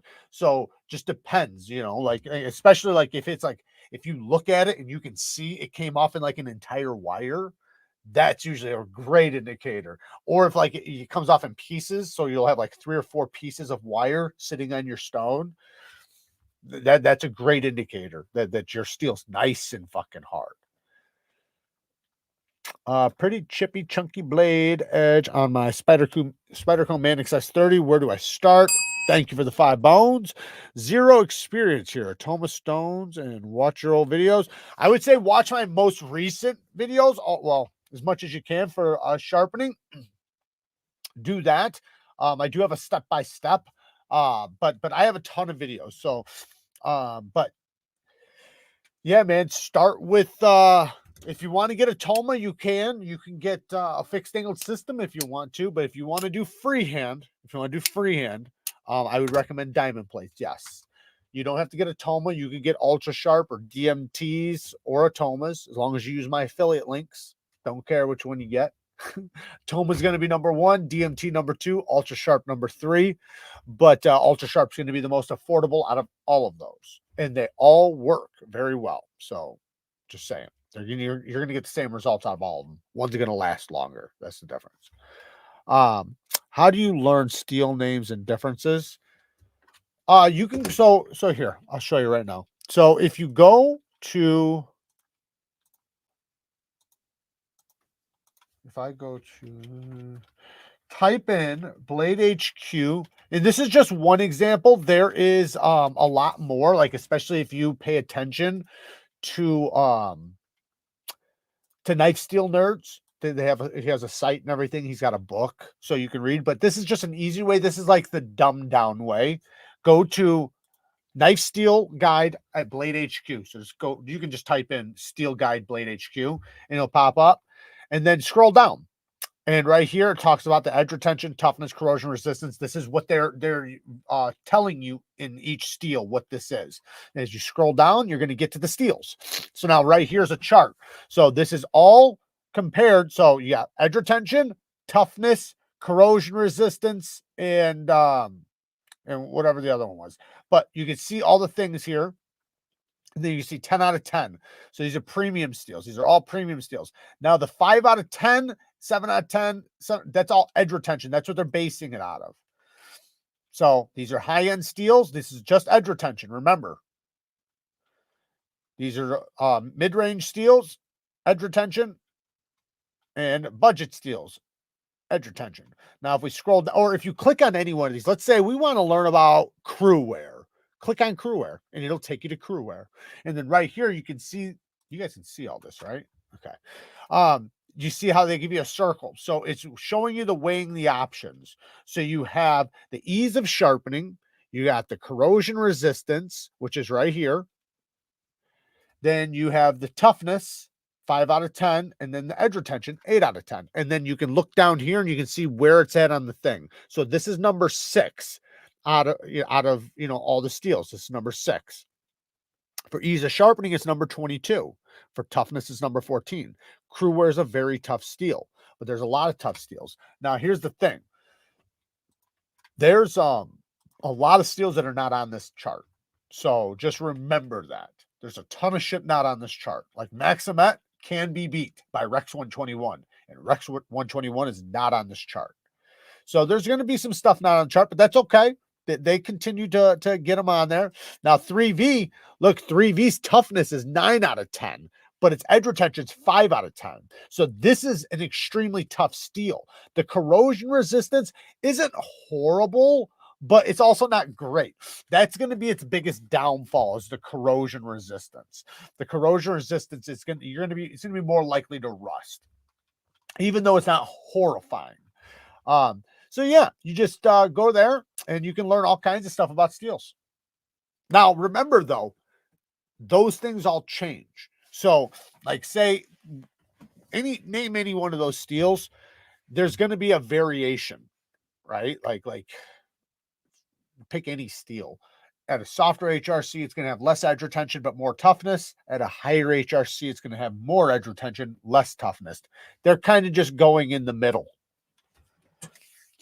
I know Elmax isn't stainless. Elmax is stainless, but hearing you talk cutting feet, what would you guess on that? On Elmax? On for stain resistance or cutting feet? For cutting feet, I would guess similar to M390 or 20CV. Probably more similar to M390 than 20CV. Depends on the company doing it. If it's a good company doing it, you know, as far as edge retention goes, I'd say, you know, it depends on the cardboard and everything, right?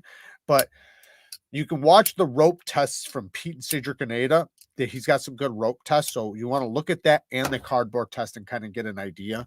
But I would say, you know, depends on the fucking steel. If it's shit steel, it's going to be probably like 250, 300 feet.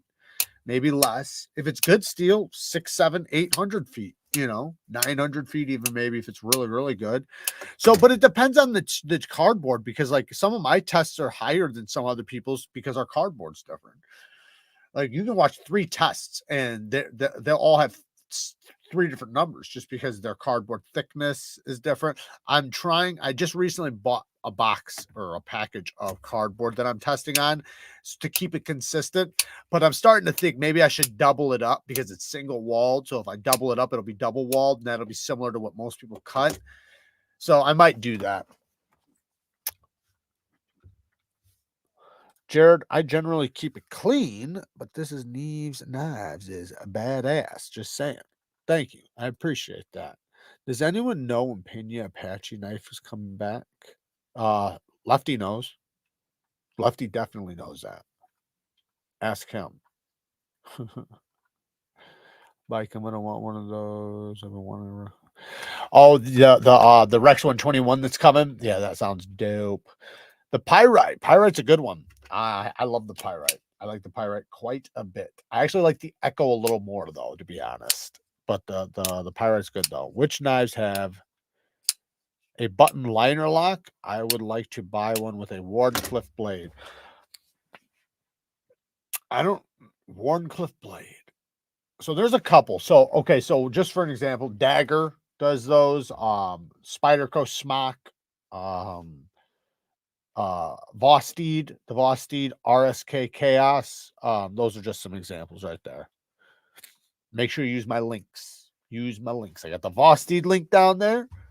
I've got links for all of those down there. You just got to type them in when you hit the search or when you go to the company. VOSTEEDs will be easy to find. You just go to the VOSTEED. Blade HQ GP knives would be good for all the other ones. Also Jared also has a video from a year ago or so on the best finishing grit for some. Yes, I do. Yeah, I have. I go through the majority of the steels. I need to redo it so I can hit some of the steels I didn't hit in that video, but I hit 90% of all the steels in that video, and I talk about what grit and what finish is best for what steels. There are some steels I wasn't aware of at the time, so I didn't mention them, or I told you guys I didn't know. Under $100? I don't know. Tucson TS. Just look up the bone slip joint. Tucson bone slip joint. It's like $95. It's M390 with bone and titanium, and it's fucking great. It's a really good one. Another one, Sativian has some I think it's Sativian. Sativian has some decent ones too that are titanium, wood, and M390. I think that's what it is. Let me look.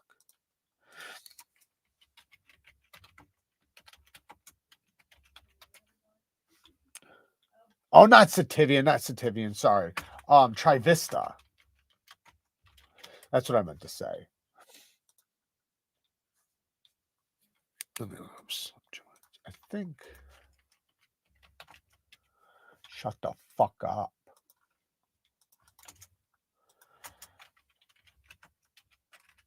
I get angry dealing with computers, guys. You know that? Yes, it's Trivisa.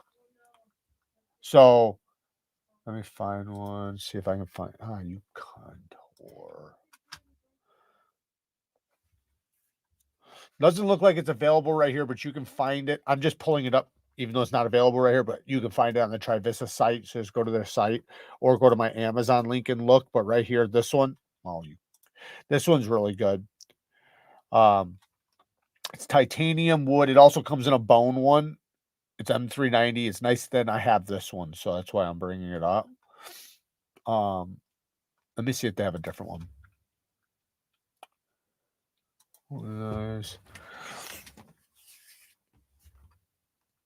Sometimes these Amazon stores are really hard to find shit. There it is. Oh, they're both unavailable.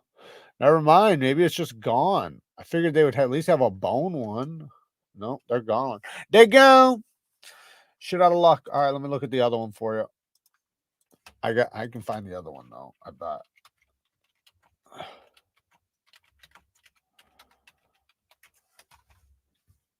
Here it is. I already found it. Damn, I'm good. Damn, I'm good. Right there. $99. The Tucson 197. This has some of the best acoustics ever on a slip joint. The best. I know it has the lizard thing on it's carved into the bone. I don't know why they do that, but it looks kind of cool. And you could technically sand it out. It's not very deep. Just saying. That's a good one. Dukes of Hazzard with the 10 bones. You review the Kubi. I don't know. Did I? Which one is that?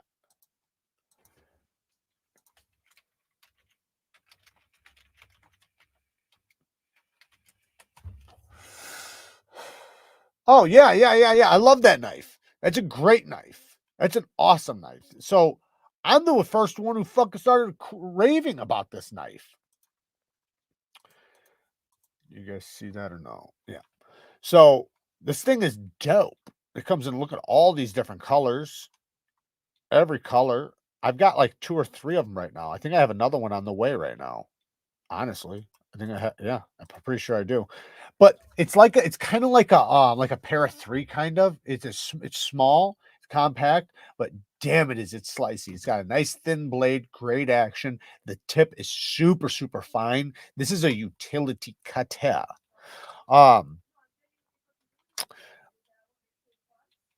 Another one though. What the hell was that? Spend $25 more, get a TPK Ohio River Jack. I like the Echo better than the Pirate. Me too.